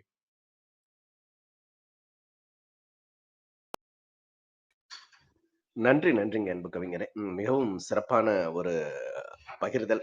அதிகாலையில் மேன்மையான மனிதர் ஒருவருடைய அந்த வாழ்வியல் சூழல் எவ்வாறு இருந்தது, அவர்களுடைய பாடல்கள் எவ்வாறு இருந்தன என்பது குறித்த ஒரு விசாலமான பார்வையினை அதிகாலை அன்பு பரிசாக வழங்கினீர்கள்.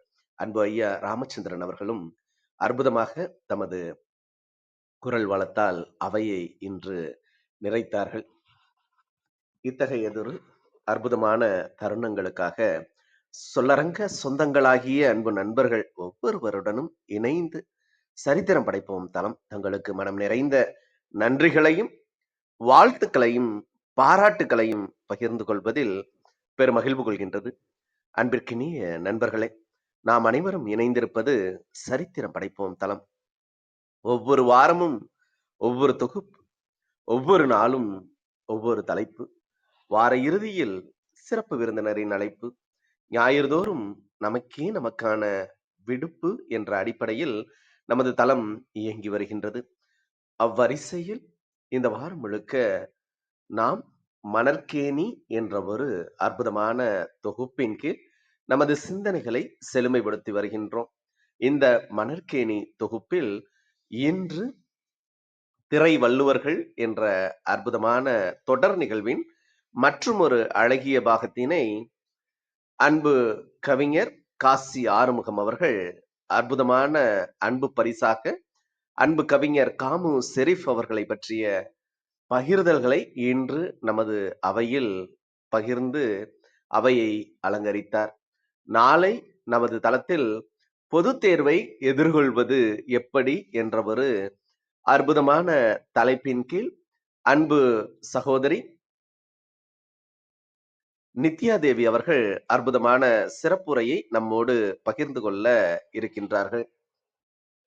ஒவ்வொரு நாள் நிகழ்வுகளிலும் சரித்திரம் படைப்போம் தளத்தோடு இணைந்து பயணிக்கவும் நமது வாழ்வியல் வழித்தடங்களை இன்னும் செம்மைப்படுத்திக் கொள்ளவும் அன்புடன் அழைக்கின்றோம்.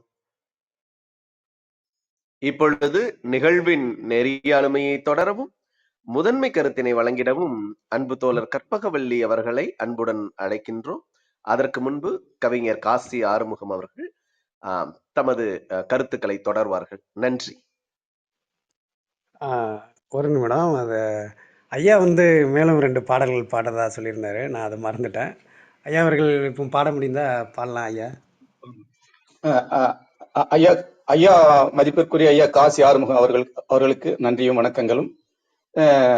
அற்புதமான அந்த ஐயா காமு ஷெரீப் அவர்களுடைய சொந்த வாழ்க்கையை பற்றி ஐயா கவிஞர் கடைசியில சொன்னார். அந்த மனித நேயர் யார் உயர்ந்த குலம், ஊரை மாற்றி உறவை மாற்றி எம்மை வாழ வைத்தார் நபி பெருமானா, சாதியை காட்டி சடங்குகள் பேசி சமூகத்தை கெடுத்தார் இது முறைத்தானா, என்ன காலமோ என் சோதரா, என்ன காலமோ என் சோதரா, ஏன் எடுத்தாய் இந்த கோலமே, ஈச்சை மரத்து இன்பச் சோலையில் நபி நாதரே, இறைவன் தந்தான் அந்த நாளை, இறைவன் தந்தான் அந்த நாளை. பாலை வனத்தில் ஒரு புது மலராக பாவை முகந்துடைக்கும் ஒளி நிலவாக, பாலை நிலத்தில் ஒரு புது மலராக பாவை முகந்துடைக்கும் ஒளி நிலவாக, ஈச்சை மரத்து இன்பச் சோலையில் நபி நாதரே, இறைவன் தந்தான் அந்த நாளை. இந்த பாடலை மனித நேயர் அற்புதமான மனிதர் ஷரீப் ஐயா அவர்களுக்காக நான் காணிக்கையாக்கிறேன். அடுத்து அவருடைய பாடல்.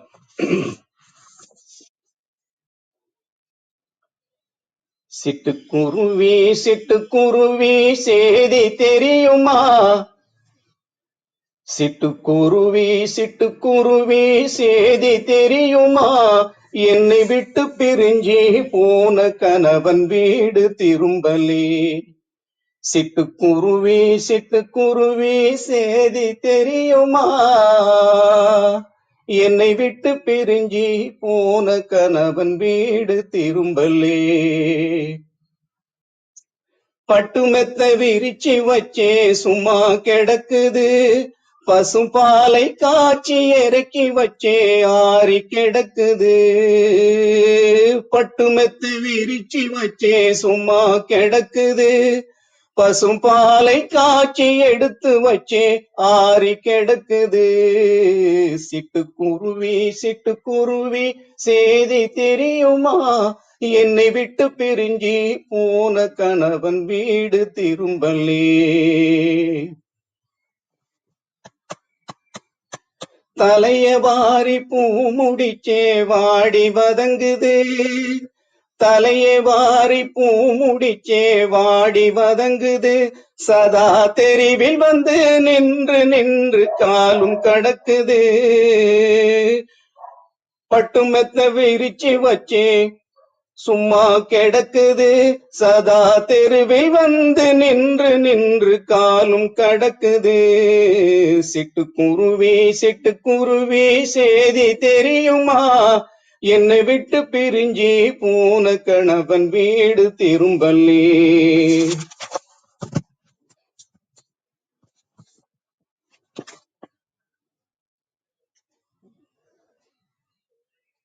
பத்து மாதம் சுமந்திருந்து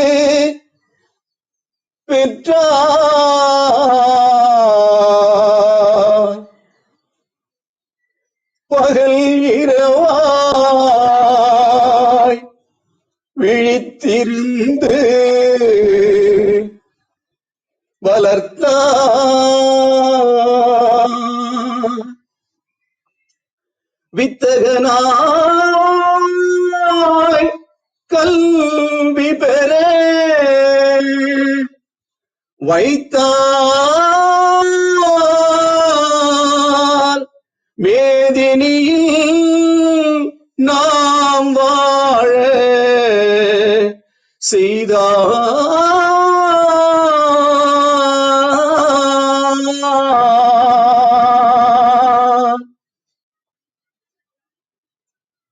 அன்னையை போல் ஒரு தெய்வமில்லை, அவள் அடித்தொழ மறுப்பவர் மனிதரில்லை, மனிதரில்லை, மண்ணில் மனிதரில்லை. அன்னையை போல் ஒரு தெய்வமில்லை.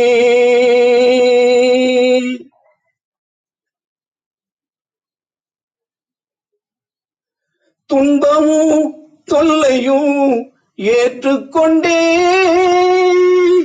துன்பமும் தொல்லையும் ஏற்றுக்கொண்டே நம்மை சுகம் பெற வைத்திடும் கருணை உள்ளவும். அன்னையை போல் ஒரு தெய்வம் இல்லை, அவள் அடித்தொழ மறுப்பவர் மனிதரில்லை, மண்ணில் மனிதரில்லை.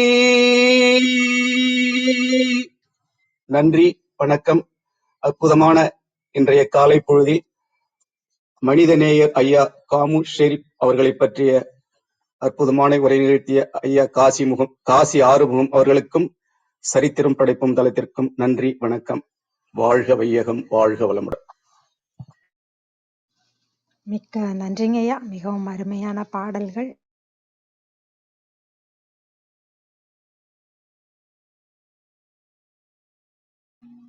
மிக்க நன்றிங்க ஐயா. அடிக்கடி வெளியே போயிடுது கிளப் ஹவுஸ்ல இருந்து, என்னன்னு தெரியல, நான் பொறுத்துக்கொள்ளவும் நன்றி. இன்றைக்கு காசி ஆறுமுகம் அவர்கள் திரை வள்ளுவர்கள் தொடர்ல காமு ஷெரீப் அவர்களை பற்றி நிறைய அவருடைய வாழ்க்கை வரலாறு கருத்துக்கள் நிறைய பகிர்ந்துக்கிட்டாரு. நம்ம நிறைய தெரிஞ்சிருக்காது காமு ஷெரீப் அவர்களை பற்றி, அதிகமான நமக்கு தெரியல. அந்த மாதிரி இருக்கும்போது நான் அவரை பற்றி நிறைய தெரிஞ்சுக்கிறதுக்கு, அவர் எவ்வளோ ஒரு அற்புதமான மனிதர் அப்படிங்கிறதெல்லாம் தெரிந்துக்கிறதுக்கு ஒரு வாய்ப்பாக இருந்தது. மிக்க நன்றிங்க காசி ஆறுமுகம். 1914 அபிவிருத்தீஸ்வரம் அப்படிங்கிற தஞ்சாவூர் மாவட்டத்துல இருக்க ஊர்ல பிறந்தவர் காமு ஷெரீப் அவர்கள். அவர் நல்ல வசதியான குடும்பத்துல பிறந்திருக்காரு. நல்லா படிக்க வைக்கிறாங்க. ஆனால் அவங்க அப்பா இறந்து போயிடுறாங்க. அதனால அவங்க அம்மா மட்டும் தான் ஆதரவா இருக்காங்க. சின்ன வயசுலயே அவரு 12 வயசுலயே அந்த புதுக்கோட்டை ராஜா அவங்க மட்டுமே பயன்படுத்தக்கூடிய, ஒரு சிலர் மட்டுமே பயன்படுத்தக்கூடிய அந்த குளத்துல போய் குளிக்கிறாரு. அப்ப ராஜா கிட்ட கூட்டிட்டு போய் நிறுத்தி தண்டனை கொடுக்க சொல்லும்போது, சிறுவன் தெரியாம தவறு செஞ்சுட்டான் அப்படின்னு சொல்றாங்க. அப்ப அவர் சொல்றாரு, இல்ல நான் தெரிஞ்சுதான் பண்ணேன். நான் திரும்பவும் குளிப்பேன். நான் ஏன் குளிக்கக் கூடாது? எனக்கு உரிமை இருக்கு அப்படின்னு கேட்கிறாரு. அதற்கப்புறம் ராஜா யாரு வேணாலும் குளிக்கலாம் அப்படிங்கிற ஒரு இத கொண்டு வராரு. அப்பவே சுயமரியாதைக்காக பேசினவர் தான் காமு ஷெரீப் அவர்கள். பின்னாட்கள்ல அவர் ஒரு பத்தினி கவிஞர், பண்பாட்டு கவிஞர், ஒழுக்க கவிஞர் அப்படின்னு சொல்ற அளவுக்கு அவருடைய கவிதைகள், பாடல்கள் இருந்தது. முதல்ல சுயமரியாதை இயக்கத்துல இருந்தாரு. அதற்கப்புறம் நாட்டு விடுதலைக்காக போராடணும்னு சொல்லி நாட்டு விடுதலை போராட்டத்துல ஈடுபடுறாரு. அந்த சமயங்கள்ல மாடர்ன் கம்பெனில போய் சேர்றாரு. அண்ணாவோட நாடகம் திருநாடே அப்படின்னு ஆரம்பிக்கிற ஒரு பாடல். அந்த நாடகம் ரொம்ப பிரபலமாகுது. அதற்கு காரணம் இந்த பாடல் தான்.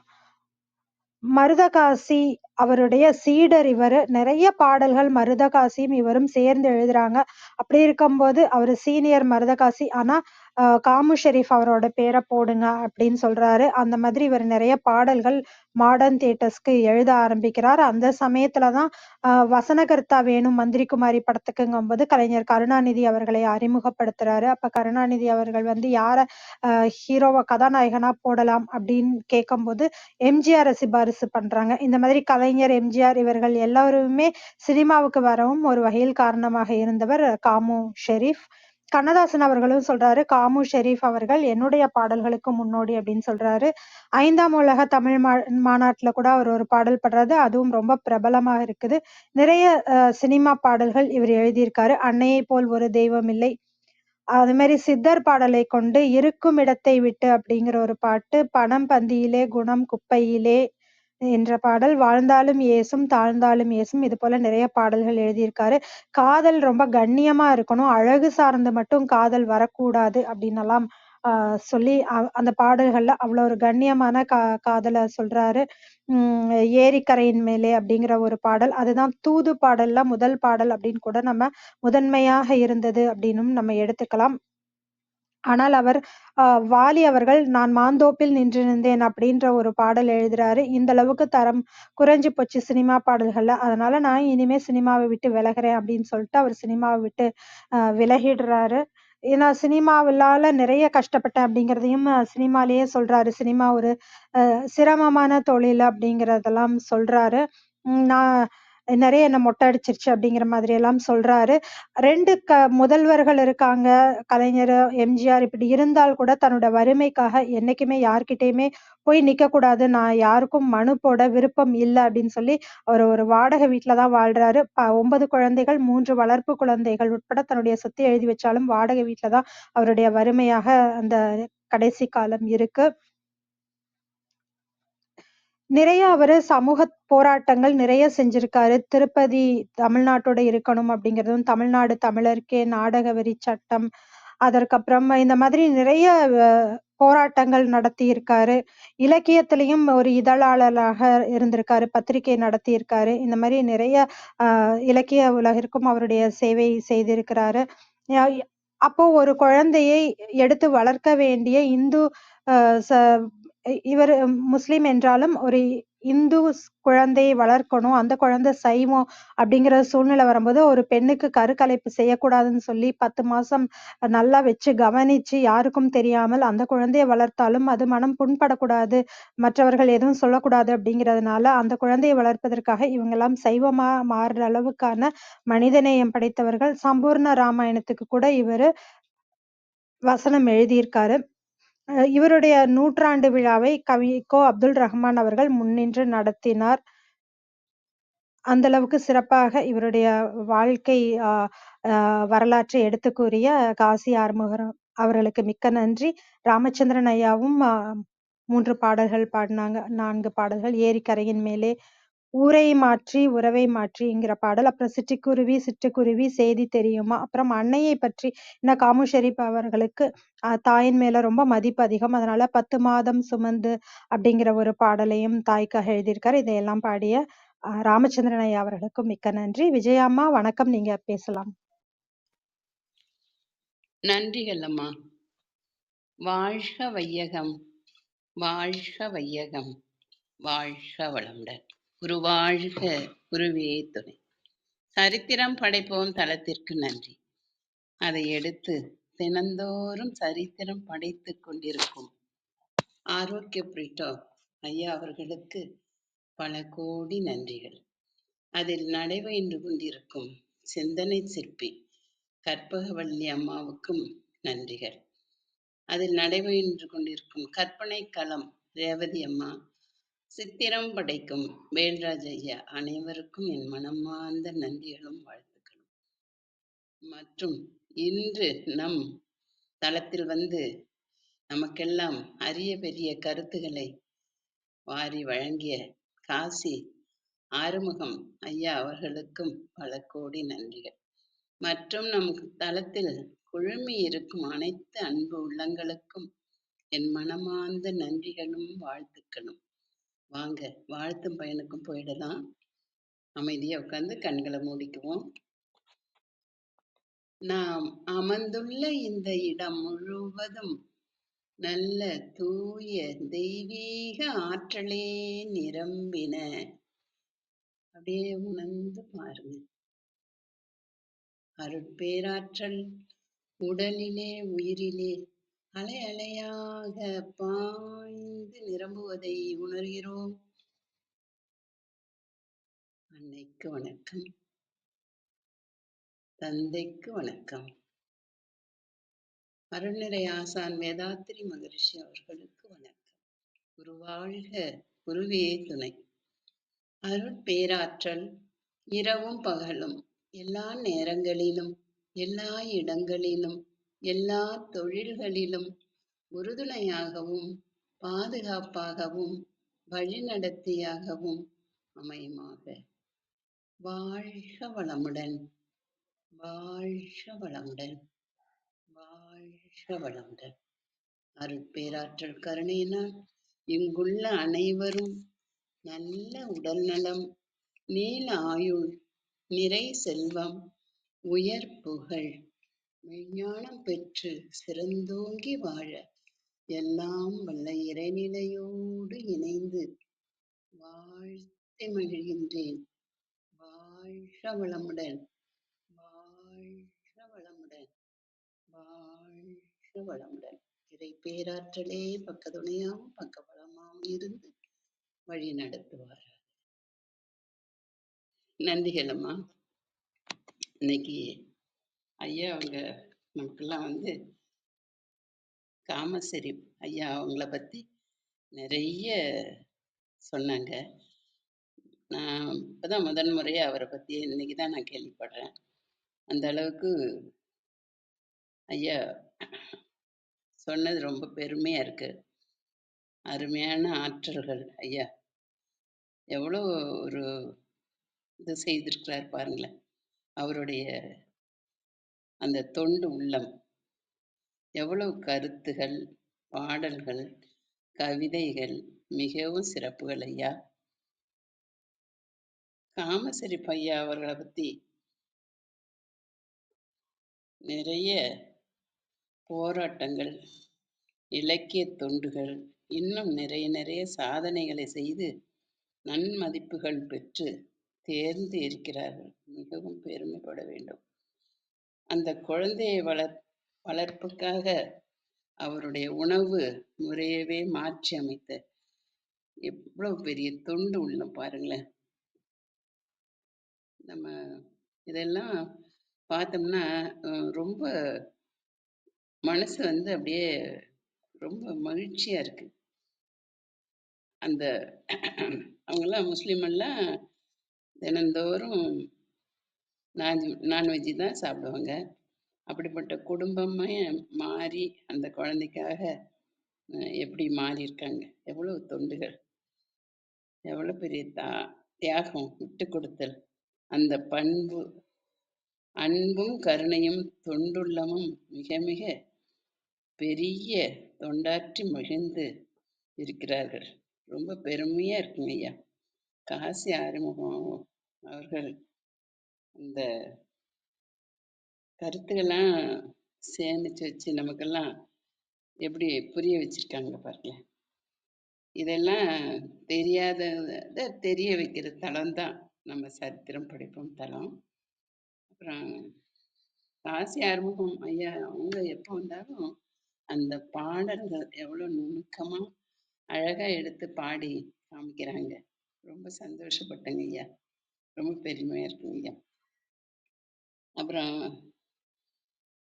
அவர் அப்படி அந்த பாட்டை வந்து கேட்டதும் ராமச்சந்திரன் ஐயா பாருங்களேன் எவ்வளோ ரெடியா இருக்கிறாங்க பாடுறதுன்னு. அதெல்லாம் பார்க்கக்குள்ள எனக்கு நம்ம தளத்துல எவ்வளோ பெரிய கொடை வள்ளல்கள் இருக்கிறாங்கன்னு தான் நான் தெரிஞ்சுக்கிட்டேன்.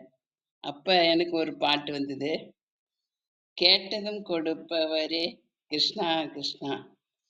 ராமச்சந்திரன் ஐயா ஐயான்னு தான் சொல்லணும்.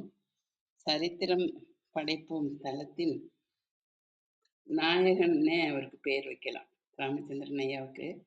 அவ்வளோ பாடல்கள் அவ்வளோ அருமையா, எந்த இசை மியூசிக் இல்லாம பக்கவாதியம் இல்லாம எவ்வளோ அழகா பாடுறீங்க ஐயா.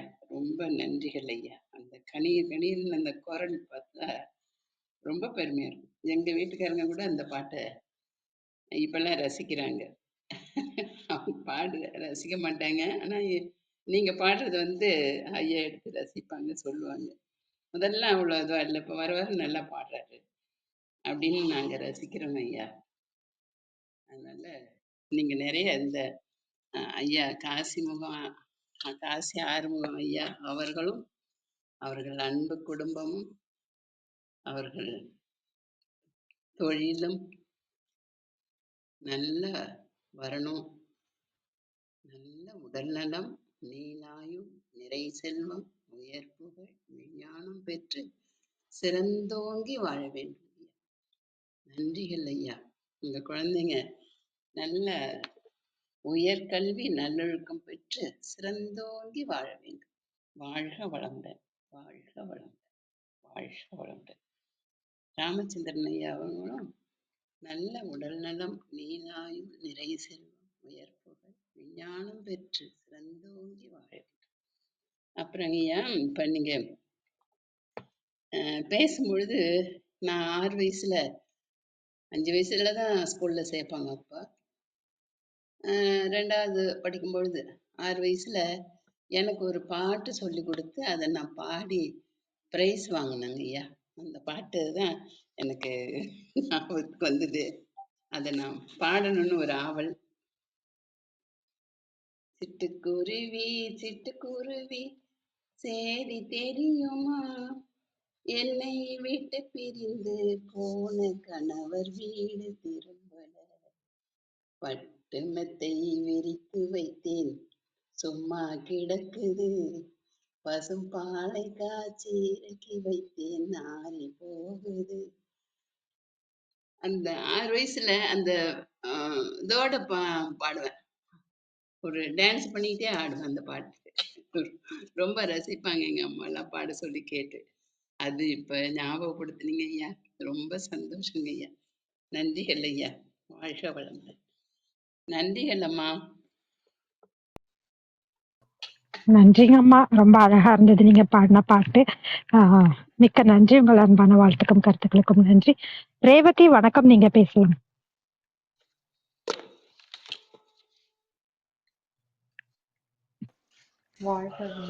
வணக்கம் அனைவருக்கும். ஒரு நிமிடம் ரேவதி. விஜயாம்மா உங்க மைக்க மியூட்ல போட்டுக்கோங்கம்மா. வழி கேக்குதுங்களா? கேக்குதுங்க ரேவதி, இப்ப பேசுங்க. நன்றி. இன்னைக்கு ஒவ்வொரு தடவையுமே அவர் திரை வள்ளுவர்கள்ல வந்து சிறப்புரை கொடுக்கல நம்மளுக்கு ஒரு பல ஆச்சரியங்கள் இருக்கும்.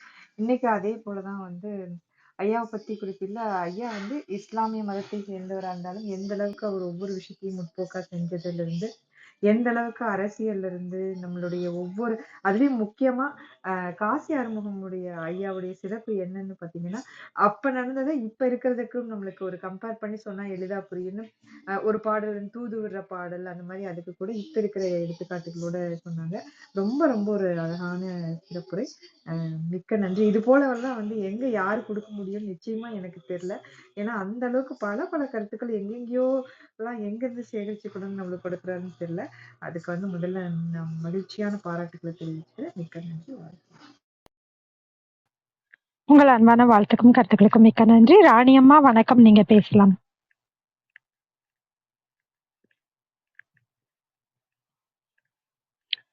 ராணியம்மா பொறுத்தல்கம்மா, பொறுத்தல்க. வணக்கம்மா. அனைவருக்கும், அவையினர் அனைவருக்கும் அன்பு வணக்கம். சரித்திரம் போற்றும் அவைக்கு வணக்கம். ரொம்ப அருமையா இருந்தது ஆறுமுகம். நான் பாதியில தான்ப்பா வந்து கேட்டேன். நேற்று ஒரு பயணத்துக்கு போயிட்டு வந்ததால கொஞ்சம் கண்ணா இருந்துட்டேன். ரொம்ப நல்லா இருந்ததுப்பா. அருமையான பதிவு. காமு ஷெரீப்பெல்லாம் கொண்டாட வேண்டியவங்க. நம்ம அவங்கெல்லாம் விட்டுட்டோம். அவருடைய மனிதாபிமானம். இந்த காலத்துல மாந்தோப்பில் மாம்பழம் வேண்டுமென்றால் அது கேட்டால் கொடுக்கவில்லை, கண்ணும் வேண்டுமென்றான் அப்படின்னு சொல்லிட்டு அதுவே அதையே சொல்றாங்க. ஆனா இப்போ இதழில் கதை எழுதும் நேரம் இதெல்லாம் பாட்டு வருது. அதை ஒப்பிடும்போது அதெல்லாம் ஒண்ணுமே இல்லை. ஆனாலும் அவருக்கு அந்த காலத்துல வந்த சூழலுக்கு அவருக்கு மனசுக்கு ஒத்துக்கொள்ளல. அதனால திரைக்கு பாடல் எழுதுறதே விட்டுட்டாரு. அதெல்லாம் ஒரு இழப்பு தான் நமக்கு. ரொம்ப அருமையான பாடல்கள். அழகா சொன்னார் காசி ஆறுமுகம். அவருடைய மனிதாபிமானம், அவருடைய ஒரு கலைஞரை கொண்டு வந்தது, எம்ஜிஆரை கொண்டு வந்தது எல்லாத்தையுமே பின்புலமா இருக்கு. நம்ம மறக்கவே கூடாது எப்பவுமே. வேர்கள் நமக்கு கண்ணுக்கு தெரியலன்னு சொன்னாலும் கூட மரங்களோ செடிகளோ நிற்பதற்கு வேர் தான் ஆதாரம். அதுபோல எத்தனையோ பேர் வாழ்க்கையில எத்தனையோ பேர் ஆதாரமா இருந்திருக்கிறாங்க. அது போல இங்க பலர் வாழ்க்கைக்கு ஆதாரமா இருந்தவங்கள காமு ஷெரீப் ஒருத்தர். அவர் நினைச்சிருந்தாருன்னா வசதியா வாழ்ந்திருக்கலாம். ஆனா இறைவனை தவிர எவருடைய கையேந்த மாட்டேன்னு சொன்ன அந்த நிறைவு கடைசி வரைக்கும் அஹ் வறிஞருக்கு அழகு வறுமையில் செம்மை அப்படிம்பாங்க இல்லையா? அதற்கு ஏற்ற மாதிரி வாழ்ந்தவர் அவரு. ரொம்ப சிறப்பு சிறப்புப்பா. ரொம்ப நல்லது. நல்லா இருந்தது. நிறைய பல பாடல்கள் அந்த காலத்துல அது ஏரிக்கரையின் மேலே பாடல் எல்லாம் எவ்வளவு அழகா இருக்குன்னு தெரியுமா? அந்த பாட்டு ரொம்ப அழகா பாடினார் ராமச்சந்திரன். அந்த அவையனுடைய ஆஸ்தான அஹ் பாடல் பாடுகிறவரு. ரொம்ப அழகா கணீர் குரல் அவருக்கு. நான் ரொம்ப வியப்பு அந்த குரலையும். ரொம்ப நல்லா இருந்தது ஆறுமுகம். மிகச்சிறப்பானது. இந்த மாதிரி கவிஞர்கள் எல்லாம் நம்ம மறந்துட்ட கவிஞர்களை மீண்டும் கொண்டு வந்து அவர்களை மகிழ்வு எல்லோருக்கும் அறிமுகப்படுத்துறது மிகப்பெரிய செயல் இல்லையா? நன்றி கொன்றார்க்கும் உய்வுண்டாம் உய்வில்லை, செய் நன்றி கொன்ற முகர்க்குன்னு வள்ளுவர் சொல்லுவாரு. அது மாதிரி இவங்களெல்லாம் கொண்டு வரணும். இவங்கெல்லாம் ராமச்சந்திரன் பாடினது வந்து எனக்கும் அவருடைய பாடல் ஒரு பாடலை பாடக்கூடிய ஒரு எண்ணம் வருது. அவையினுடைய அனுமதி இருந்தா நான் பாடுறேன். ரொம்ப நல்ல பாடல். இந்த காலத்துக்கும் பொருந்தி வரக்கூடிய பாடல். பாடட்டுங்களாம்மா? நிச்சயமாங்கம்மா, உங்க பாடலுக்காக காத்திருக்கோம். ஒரு நிமிடம். ஒரே ஒரு நிமிடமா எடுத்துக்கிறேன் நான். சரிங்கம்மா, எடுத்துட்டேன். பொறுத்தருங்க. என் குரல் கேக்குதுங்களா? நல்லா தெளிவா இருக்குங்கம்மா. தெளிவா இருக்குங்களா? நல்லது. பணம் பந்தியிலே குணம் குப்பையிலேன்னு சொல்லிட்டு எவ்வளவு அந்த பாடல உள்ள ஒவ்வொரு கருத்துக்களையும் பாருங்களேன், எவ்வளவு அழகா பாடியிருப்பாருன்னு சொல்லிட்டு ரொம்ப சிறப்பா இருக்கும். பணம் பந்தியிலே குணம் குப்பையிலே இதை பார்த்து அறிந்து நடக்காதவன் மனிதனில்லே, பிறப்பிழைக்கும் மனிதனில்லே. பணம் பந்தியிலே குணம் குப்பையிலே இதை பார்த்து அறிந்து நடக்காதவன் மனிதனில்லே, பிழைக்கும் மனிதனில்லே. ஒண்ணும் தெரியாளானாலும் பணம் இருந்தாலே அவனை உயர்த்தி பேச மனித கூட்டம் நாளும் தப்பாதே. ஒண்ணும் தெரியாளானாலும் பணம் இருந்தாலே அவனை உயர்த்தி பேச மனித கூட்டம் நாளும் தப்பாதே. என்ன அறிவு இருந்திட்டாலும் பணம் இல்லாத ஆளை, என்ன அறிவு இருந்திட்டாலும் பணம் இல்லாத ஆளை உலகம் எந்த நாளும் மனிதனாக மதிக்க மாட்டாதே. பணம் பந்தியிலே குணம் குப்பையிலே இதை பார்த்து அறிந்து நடக்காதவன் மனிதனில்லே, பிழைக்கும் மனிதனில்லே.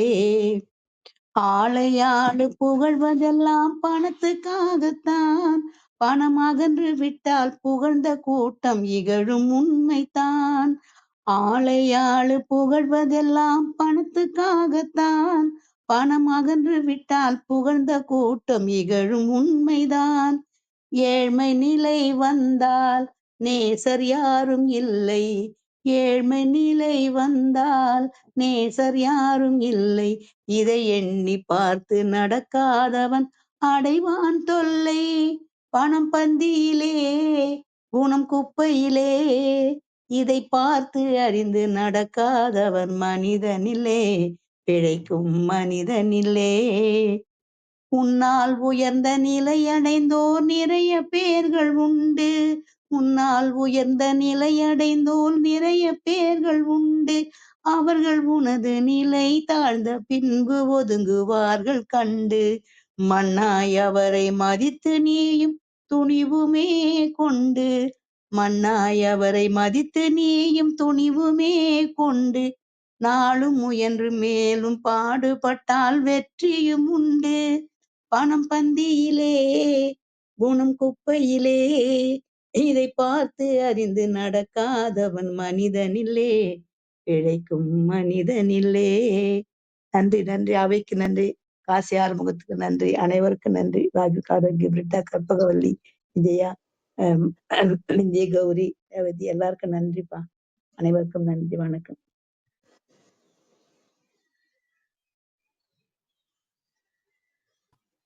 நன்றிங்க அம்மா. மிகவும் அருமையான ஒரு பாடல். நீண்ட நாள் கழித்து இந்த மாதிரி பாடல்கள்லாம் கேட்கறதுக்கு ஒரு வாய்ப்புங்க அம்மா.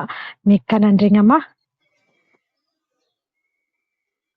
ஐயா நீங்க பேசுறீங்களா? அம்மா ராமச்சந்திரன் ஐயா. இடையூறுக்கு மன்னிக்கணும் அம்மா. ஒரு சின்ன வேண்டுகோள் அவைக்கு. எனக்கு ஒரு 2 முறை வாய்ப்பு கிடைச்சது அவையில பாடுறதுக்கு. அதுக்கு எனக்கு பிராப்தம் இல்ல. அதனால சின்ன வேண்டுகோள்மா, அடுத்த நிகழ்வு ஐயா வந்து பிக்ஸ் பண்ணிடுங்க டேட்டை. நானும் ராணி அம்மாவும் பாடணும். அம்மாவோட ஒப்புதலோட நான் அந்த அவைக்கு முன் வைக்கிறேன். ராணி அம்மாவும் நானும் பாடுற மாதிரி ஒரு டேட்டை இப்போ பிக்ஸ் பண்ணி சொல்லுங்க ஐயா. நம்ம அட்மினுக்கு அந்த வேண்டுகோள் நான் வைக்கிறேன். அம்மா வந்து கடைசியில அந்த பொன்னான வாழ்வு மண்ணாகி போனால் அந்த கடைசியில பாடுங்கம்மா அந்த பாட்டு. நன்றிங்க. நன்றி நன்றி. நிச்சயமாங்க ஐயா. அம்மா நீங்க பேசுங்கம்மா. இப்ப பாட சொல்றாரா? பொன்னான வாழ்வு இந்த பாட்டை எடுத்துட்டு தான் நான் பாடணும். கடைசியில பாடுங்க அம்மா. கடைசியில பாடுங்க. நல்லதுங்க. நல்லதுப்பா. நல்லது. நன்றி. நன்றிங்க ஐயா. நிச்சயமா நம்ம ஏற்பாடு செய்யலாமுங்க ஐயா. நன்றி. விந்திய கௌரி அம்மா வணக்கம். நீங்க பேசலாம். அனைவருக்கும் வணக்கம். ஷெரீப் ஐயா பத்தி காசி ஆறுமுக ஐயா புதிய புதிய செய்திகளை, நமக்கு தெரியாத கருத்துக்களை எடுத்துரைத்தார்கள். ஐயாவோட அந்த கருணை உள்ளத்தை அறிந்து கொள்ள முடியும். கருணை நிறைந்த மனிதன் தான் மனிதனுக்கே தகுதியானவன். இது என்னோட கருத்து. ஏன்னா மனம் நமக்கு இருக்கணும், அந்த மனதில் வந்து மனிதநேயம் இருக்கணும், கருணையா அதை உயிர்களுக்கு நாம் வெளிப்படுத்தணும். இதுதான் மனிதனுக்கான ஒரு அடையாளம். ஐயா அவ்வளோ பேரும் புகழுமா இருந்து மனிதநேயத்தோட கருணையோட ஒரு நல்ல கொள்கையோட ஒரு திரை இசை பாடல் இப்படித்தான் இருக்கணும், மோசமாக எழுதக்கூடாது அப்படின்ற அந்த எண்ணத்தோட அவங்க மக்களுக்கு நல்லதை மட்டும் சொல்லிட்டு போயிருக்காரு. அவர் எழுதிய பாடல்களையெல்லாம் எடுத்துரைத்தது ரொம்ப அருமை ஐயா. ஐயா உங்கள்கிட்ட ஒரு வேண்டுகோள். எங்களுக்கு அறியாத தெரியாத பல அறிஞர்களோட கருத்துக்களை நீங்கள் சொல்லியிருக்கீங்க. தொடர்ந்து இதை நீங்கள் எடுத்துரைத்தால் எங்களுக்கு அறிவு, தெளிவு, புதிய புதிய கருத்துக்கள் நாங்களும் மற்றவங்களுக்கு சொல்றதுக்கு ரொம்ப உதவியா இருக்கும் ஐயா. உங்களுக்கு வாழ்த்துக்கள் ஐயா, பாராட்டுக்கள் ஐயா, நன்றிகள் ஐயா. உங்கள் அன்பான வாழ்த்துக்களுக்கும் கருத்துக்களுக்கும் மிக்க நன்றிங்கம்மா. ஆனந்த்குமார் சார் வணக்கம். நீங்க பேசலாம். வணக்கம் வணக்கம். ரொம்ப மகிழ்ச்சி. அன்பு சொந்தங்கள் அனைவரையும் சற்று இந்த இடைவெளிக்கு பிறகு நாம சந்திக்கிறதுல ரொம்ப அருமையா இருந்துச்சு காசி ஆறுமுகம் சார். ஏன்னா அன்றைய நம்முடைய நாகரிகமும் கலாச்சாரமும் இந்த வளர்ந்த இந்த நாட்டில் வந்து இந்த ஷெரீப் ஐயா இவர்களைப் போல இருந்த உள்ளங்களும் நல்ல புலவர்களும் தான், கவிஞர்களும் தான் நம்மளை இத்தனை நாளுமே நம்மளை ஒரு மனிதர்களாக வாழ வைத்து கொண்டிருக்கும்போதில் எந்த விதமான ஒரு ஆச்சரியமும் இல்லை. அந்த நேரத்தில் இன்று நம்ம பல அந்த நினைவுகள் வந்து எனக்கு புதியதாக இருக்குது. ஏன்னா அந்த அளவுக்கு இதையும் எனக்கு தெரியல ஷெரீப் அவர்களுடைய அந்த பயணம் பற்றி. அதில் பார்த்தோன்னா இப்போ அந்த ராணி அம்மா நீங்க சொன்ன அந்த பாடல் எல்லாமே ஏன்னா அவருடைய வாழ்க்கையிலே அவர் கண்ட வலியும் வேதனையும் தான் அப்படிப்பட்ட ஒரு செதுக்குவதற்கு ஒரு காரணமா இருக்கும் போல நான் நினைக்கிறேங்க. ஏன்னா அவர் பணம் பந்தியிலே குணம் குப்பையிலேங்கிறது எழுதுறாரு. ஆனா அதே நேரத்துல அவருக்கு வசதி இல்லாத நேரத்துல எல்லாமே தெரிந்தவர்கள் இருந்தும் கூட அந்த வசதியை பெற மறக்கிறாரு. அப்போ அது என்னன்னா அவருடைய வேதனையை தான் காட்டுது. எப்படின்னா அதாவது அந்த பணத்தை மற்றவர்களுடைய அது ஈயென்று இழுத்தல் இழுந்தன்று ஈயேன் என்றால் அதனினும் இழுந்தன்றுங்கிற மாதிரி கொள்ளென்றால் உயர்ந்தன்று கொள்ளேன் என்பது அதனினும் உயர்ந்தன்றுங்கிற நம்ம அந்த இந்த வரிகள் அதுக்கு ஏற்ப அவர் வாழ்ந்திருக்கிறது பார்க்கும்போது ரொம்பவே ரொம்ப நமக்கே ரொம்ப ஆச்சரியமா இருக்குது. அதுவும் அந்த ஒரே ஒரு பாடல் நீங்க சொன்ன அந்த மாந்தோப்பில் இருந்த அந்த வாலி அவர்களுடைய பாடலுக்காகவே நீங்க சொன்ன மாதிரி இந்த அம்மி குத்துவதற்கு சிற்பி எதற்குங்கிற அந்த அந்த வரிகள் அவர் எவ்வளவு ஒரு வேதனைப்பட வைத்திருக்கு பாருங்க. அது இந்த மாதிரி ஒரு இதுல ஒரு கலாச்சாரத்திலயோ ஒரு பண்பாடு ஒழுக்கத்துல அந்த இந்த சினிமா துறை இப்படியெல்லாம் போகுதேங்கிற ஒரு மனம் நொந்து அவர் எந்த அளவுக்கு அவர் விலகி இருப்பாரு, எந்த வசதி வாய்ப்புகளையும் அவர் தட்டி இருந்திருப்பாரு பார்க்கும்போது இந்த மாதிரி ஒரு கவிஞர்கள் நம்ம நாட்டுல இருந்திருக்கிறாங்க. அதுவும் நம்ம தமிழ்நாட்டுல இருந்திருக்கும் போது ரொம்ப ஆச்சரியமா இருக்குது. இன்னும் இது எங்களுக்கெல்லாம் அதாவது வரும் தலைமுறைகள், மாணவர்கள், இளைஞர்கள் எல்லாமே இது நம்ம ஒரு பாடம், ஒரு கருத்து பொருள், ஒரு போதிக்கக்கூடிய ஒரு போதி மரமாக தான் இருக்குது. இங்க அருமையாக இந்த ஐயா அவர்களுடைய ஷெரீப் அவர்களுடைய வாழ்க்கை நீங்க சொன்னீங்க. மிக்க மிக்க நன்றி. எல்லாத்துக்கும் மேல அந்த அவருடைய அந்த வாழ்வியல் முறைகள் என்ன இப்போ அந்த ராணி மச்சன் அந்த திருக்குறள் நம்ம மேற்கோள் காட்டினாங்க. அதே போல அவர் ஒவ்வொரு விஷயத்திலையும் அந்த நீங்க சொன்ன மாதிரி ஒரு ஏதோ இப்போ சின்ன ஒரு தவறு எங்கேயோ நடந்து விட்டா கூட அதை எப்படி ஊடகங்களோ இது சமூக ஊடகங்களோ எப்படி ஒரு வெளிக்காட்டுறாங்க, எப்படி ஒரு கேவலமா ஒரு அசிங்கமா பண்றாங்க. ஆனா அதே நேரத்தில் தன்னுடைய நண்பரின் மகள் இந்த மாதிரி ஒரு ஒரு ஒரு பேரு விபத்துன்னு சொல்லலாம். அதையும் எப்படி அவரு தாங்கி தன்னுடைய மகளாய் நினைத்து கொடுத்த அதை வளர்க்குறாரு. தன்னுடைய ஒரு பேரனா கூட வளர்க்குறாரு பார்க்கும்போது நிச்சயமா இருக்கு. இது என்னோட வாழ்க்கையில ஒரு நினைவு வருது. அது நான் ஒரு கல்லூரி பருவத்துல படிப்பை நான் பாதியில விட்டுட்டு நான் ஒரு ஆசிரமத்துக்கு போறேன். அப்புறம் அங்க நான் இருக்கும்போது என்னுடைய பாட்டி அதுவரைக்குமே எங்க வீட்ல எல்லாமே எல்லாமே சைவம் ஐ மீன் அசைவம் சாப்பிட்றாங்க. அப்போ பாட்டு போன உடனே என்னுடைய பேரனே இந்த மாதிரி போயிருக்கு. நான் இனி எதுக்கு நான் இந்த மாதிரி சாப்பிடணும்னு சொல்லிட்டு அன்றிலிருந்து அந்த அசைவத்திலிருந்து சைவத்துக்கு முற்றிலும் மாறிட்டாங்க. ஏறக்குறைய ஒரு 50, 55 வயசுல என்னுடைய பாட்டி. இது எனக்கு நினைவு வருது. அப்புறம் அவருடைய நண்பரின் அந்த மகளோட அந்த மகனுக்காக தங்களது அந்த இல்லத்திலேயே இருக்கின்ற அந்த உணவு முறைகள் ஒரு அசைவத்திலிருந்து ஒரு சைவத்துக்கு வரணுங்கிறது இப்ப நம்ம புராணத்துல பார்க்கும்போது அசோகர் பார்க்கிறோம். அதை பார்த்தோன்னா ஒரு கலிங்கத்து போர், அந்த போர் நடந்த அப்புறம் அவர் மனசு மாறுறாரு.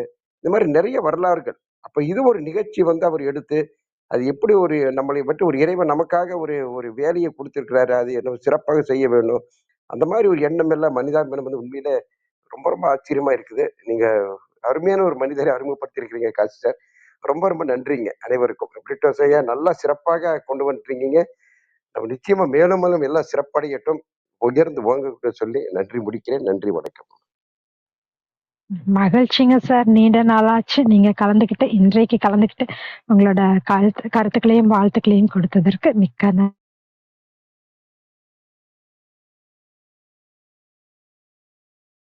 நன்றிங்க ஐயா. ராணி அம்மா, வேறு யாருக்காவது கருத்துக்கள் இருந்தா பகிரலாம். ராணி அம்மா நீங்க பாடுங்கம்மா. ஒரு நிமிடம் பாடு.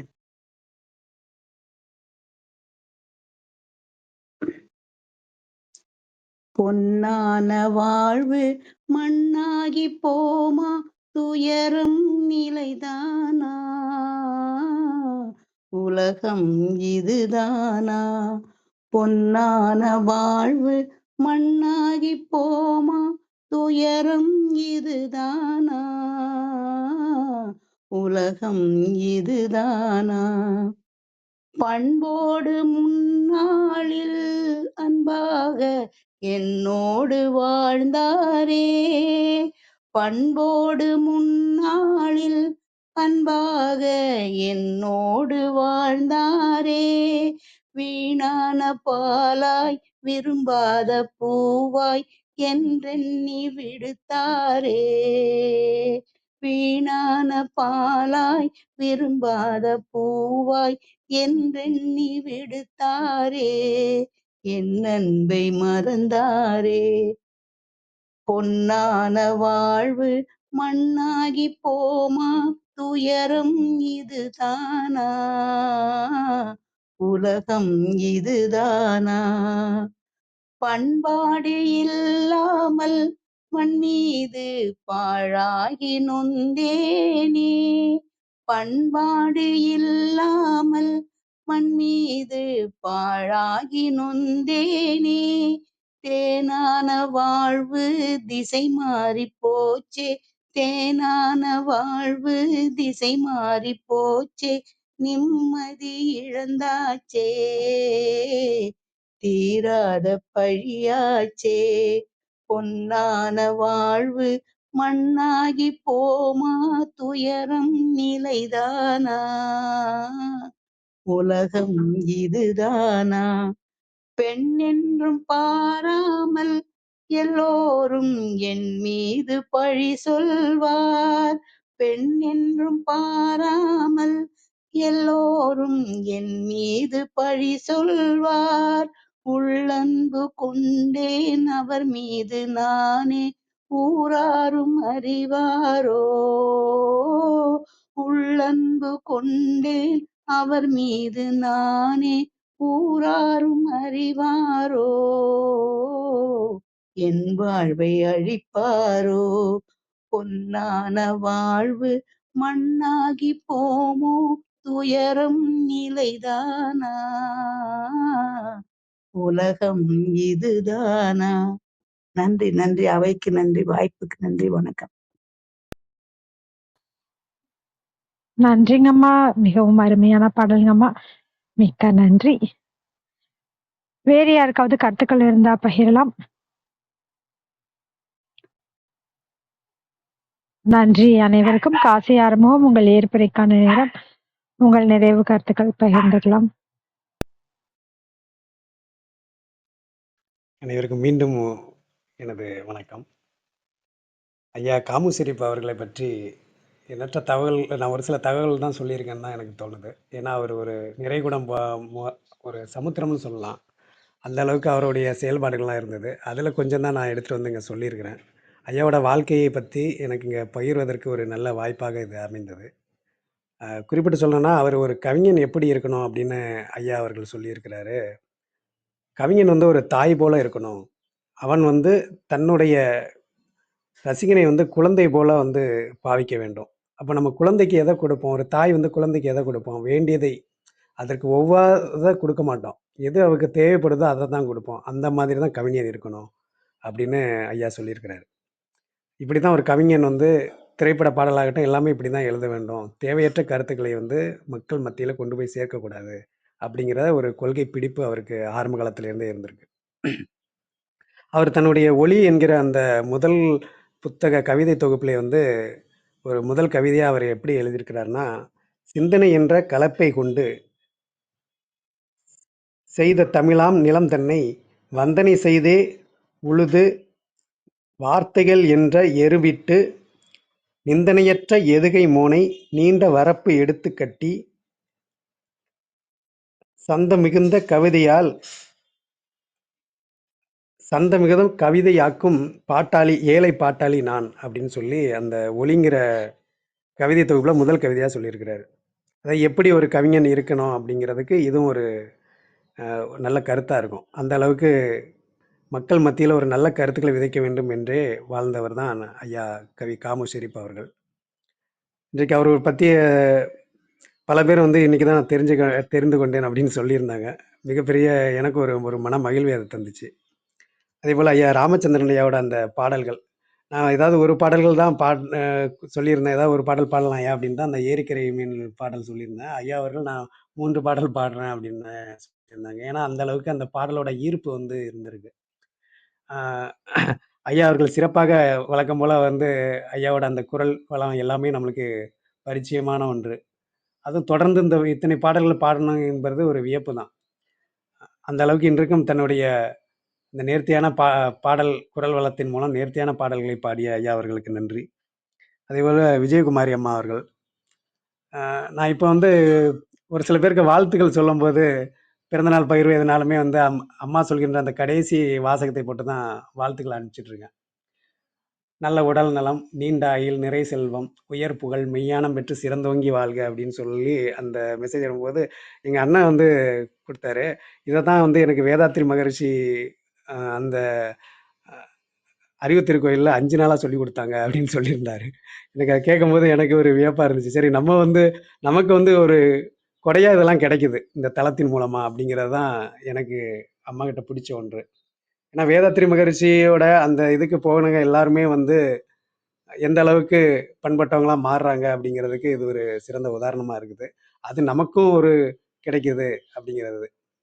அதாவது நெல்லுக்கு ஏத்த நீர் புல்லுக்கும் வழிந்தோடுங்கிற மாதிரி நமக்கும் இந்த தளத்தின் மூலமா கிடைக்குது. அம்மா அவர்களுடைய அந்த வாழ்த்து செய்திகளுக்காகவும், அதேபோல அவங்க சின்ன வயசுல நான் அந்த பாட்ட பாடினேன் அப்படின்னு சொல்லியிருந்தாங்க. சிட்டுக்குருவி சிட்டுக்குருவி செய்தி தெரியுமான்ட்டு. அதை நான் மறுபடி அவங்களுக்கு நினைவுபடுத்தியதற்காகவும் எனக்கு ஒரு மன மகிழ்வாகவும் இந்த இந்த தருணம் இருக்கின்றது. அம்மா அவர்களுக்கும் நன்றி. அதேபோல சகோதரி ரேவதி அவர்கள் சொல்லியிருந்தாங்க, நம்ம பழைய பாடல்கள் இருந்து தான் புதிய பாடல்கள் வடிவம் பெறுகிறது. ஏன்னா, ஒரு சில கவிஞர்களுக்கு வந்து அந்த தாக்கம் இருக்கும். இப்ப சொந்த கற்பனையில எழுதினாலும், அ ஒரு சிலர் வந்து அந்த பழைய பாடல்கள் எப்படி இருக்கு? இதே மாதிரி பாடல்கள் ஏதாவது இருக்கான்ட்டு அந்த பார்த்து எழுதக்கூடிய வழக்கமும் இருக்கும். அந்த காலம் தொட்டு தான் அந்த தூது பாடல்கள் எல்லாமே வந்து கொண்டிருந்தது. அதில வந்து ஒரு சிறந்த தூது பாடலாக இந்த பாடலை வந்து நம்ம சொல்லலாம் அப்படின்னு சொல்லியிருந்தேன். அது வந்து ஒரு சிறப்பான ஒரு எடுத்துக்காட்டா இருந்துச்சு அப்படின்னு சொல்லியிருந்தாங்க. சகோதரி அவர்களுக்கும் நன்றி. அதேபோல புலவர் ராணியம்மா அவர்கள். அவங்க வந்து இந்த தலத்தோட ஆஸ்தான பாடகி. ஆஸ்தான பாடகர் ஐயா ராமச்சந்திரன் ஐயானா, பாடகி வந்து அம்மா புலவர் ராணியம்மா தான். அவங்க ஒரு பேராசிரியர், புலவரா இருக்கிறாங்க. அவங்க வந்து ஐயாவ பத்தி நல்ல கருத்துக்கள் எல்லாமே நல்லா இருந்தது அப்படின்னு சொல்லும்போது, எனக்கு இன்னும் கொஞ்சம் ஒரு கூடுதல் மகிழ்ச்சி தான். அம்மாவளுக்கும் எனக்கு சிறந்தாழ்ந்த நன்றி. அதேபோல விந்திய கௌரி அம்மா அவர்கள் சொன்னாங்க, பல கருத்துக்கள் வந்து சொல்றது வந்து எங்களுக்கு புதிய கருத்துக்கள் சொல்றது எங்களுக்கு நல்ல ஒரு பயனுள்ளதா இருக்குது அப்படின்னு சொல்லி அவங்க வேண்டுகோள் மாதிரி வச்சாங்க. அத வந்து நான் வேண்டுகோளா எடுத்துக்க மாட்டேன். அத வந்து அன்பு கட்டளையா எடுத்துக்கிட்டு, இன்னும் பல தேடுதல்கள் மூலமாக அந்த பல கவிஞர்கள பத்தி நம்ம இதுல தளத்துல சொல்லணும். கவிஞர் என்பதை விட பல ஆளுமைகள பற்றி இந்த தளத்துல சொல்லணும் அப்படிங்கிறதுக்கு, அம்மா அவர்களுடைய அந்த அ வேண்டுகோளை நான் வந்து அன்பு கட்டளையாக ஏற்றுக்கொள்கிறேன். அம்மா அவர்களுக்கும் எனது சிறந்தாழ்ந்த நன்றிகள். அதேபோல ஆனந்தகுமார் ஐயா அவர் சொல்லியிருந்தாங்க. அ அவங்க பாட்டி வந்து சைவத்துக்கு மாறுன அந்த இத சொல்லியிருந்தாங்க. எல்லாருமே வந்து நம்ம தொண்டு உள்ளம் கொண்டவங்க தான். பெரும்பாலும் மனிதர்கள் எல்லாருமே தொண்டு உள்ளம் கொண்டவர்கள் தான். அது சூழ்நிலைகள் பல நேரம் நம்மள மாறுதலா கொண்டு போய் சேர்த்து விடும். ஏதாவது ஒரு விஷயத்துல யாராவது ஒருத்தருக்கு தியாகம் பண்ணிருப்போம் தான்.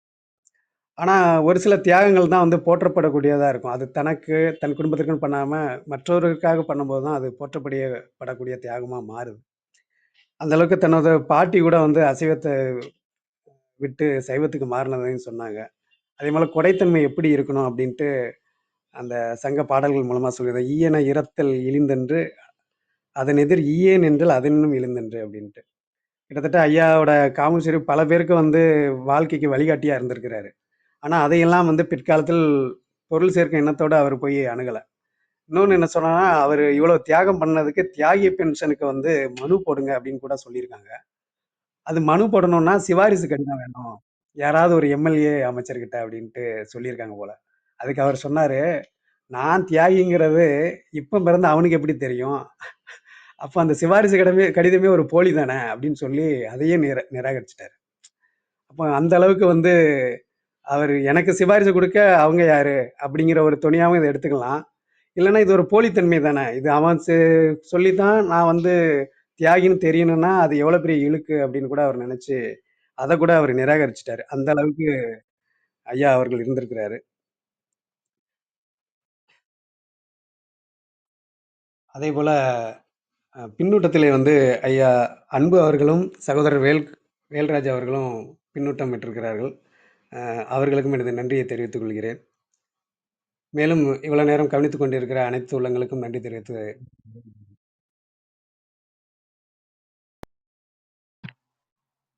மிக்க நன்றிங்க காசி ஆறுமுகம்.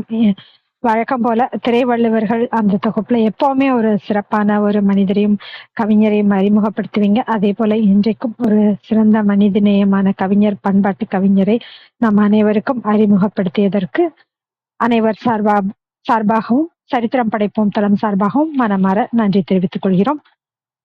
பேச்சாளர்களாக கலந்து கொண்டு தங்கள் அன்பையும் வாழ்த்துக்களையும் பகிர்ந்து கொண்ட ஒவ்வொருவருக்கும் நன்றி. தொடர்ந்து பொறுமையாக கேட்டுக்கொண்டிருக்கும் அனைத்து கவனிப்பாளர்களுக்கும் நன்றி. ஆனந்த்குமார் சார் அவர்கள் அனைத்து அன்பு உள்ளங்களுக்கும் அடியேனின் அன்பு வணக்கம், சிறப்பான முயற்சி, சீரிய சிந்தனை, வாழ்த்துகளும் நன்றியும் அப்படின்னு வாழ்த்துக்களை தெரிவிச்சிருக்காரு. அன்பு சார் அவர்களும் congrats Kasi Arumugam sir, so many useful info and insights, காமோ ஷெரீஃப்ஸ் பயோகிராஃபி அப்படின்னு சொல்லி வாழ்த்துக்களை தெரிவிச்சிருக்காரு. வேல்ராஜும் நாம் இன்று வாழும் வாழ்க்கை பலரின் தியாகங்களால் நிரம்பியுள்ளது என்பதை எடுத்துக்காட்டும் நிகழ்வு. ஷெரீப் அவர்களின் வாழ்வில் இருந்து பல பாடங்களை கற்றுத்தந்த காசி ஆறுமுகம் அவர்களுக்கு நன்றின்னு சொல்லியிருக்காரு. ராமச்சந்திரன் ஐயா அற்புதமான மனிதநேயர், வாழ காமோ ஷெரீப் ஐயாவை பற்றி அரிய தகவல்கள் தந்த கவிஞர் காசி ஆறுமுகம் மற்றும் நவீன காலத்தில் நல்ல மனிதர்களை இனம் காட்டி சரித்திரம் படித்துக் கொண்டிருக்கும் தளத்தை வழிநடத்தும் அன்பர்களை வாழ்த்தி வணங்குகிறோம் சொல்லியிருக்காரு. வாழ்க வளமுடன். நன்றி அனைவருக்கும். மறு ஒலிபரப்பு வாயிலாக கேட்கவிருக்கும் அனைவருக்கும் நன்றி. மீண்டும் நாளை காலை 6 மணிக்கு நித்யாதேவி அவர்களின் பொதுத் தேர்வை கையாளும் முறைகள் பற்றிய சிறப்புரையில் கலந்து கொள்ள வேண்டும் என்று அனைவரையும் அன்போடு கேட்டுக்கொண்டு விடைபெற்றுக் கொள்கிறோம். அனைவருக்கும் நன்றி, அனைத்திற்கும் நன்றி, ஆண்டவனுக்கும் நன்றி. 5, 4, 3, 2, 1 நன்று.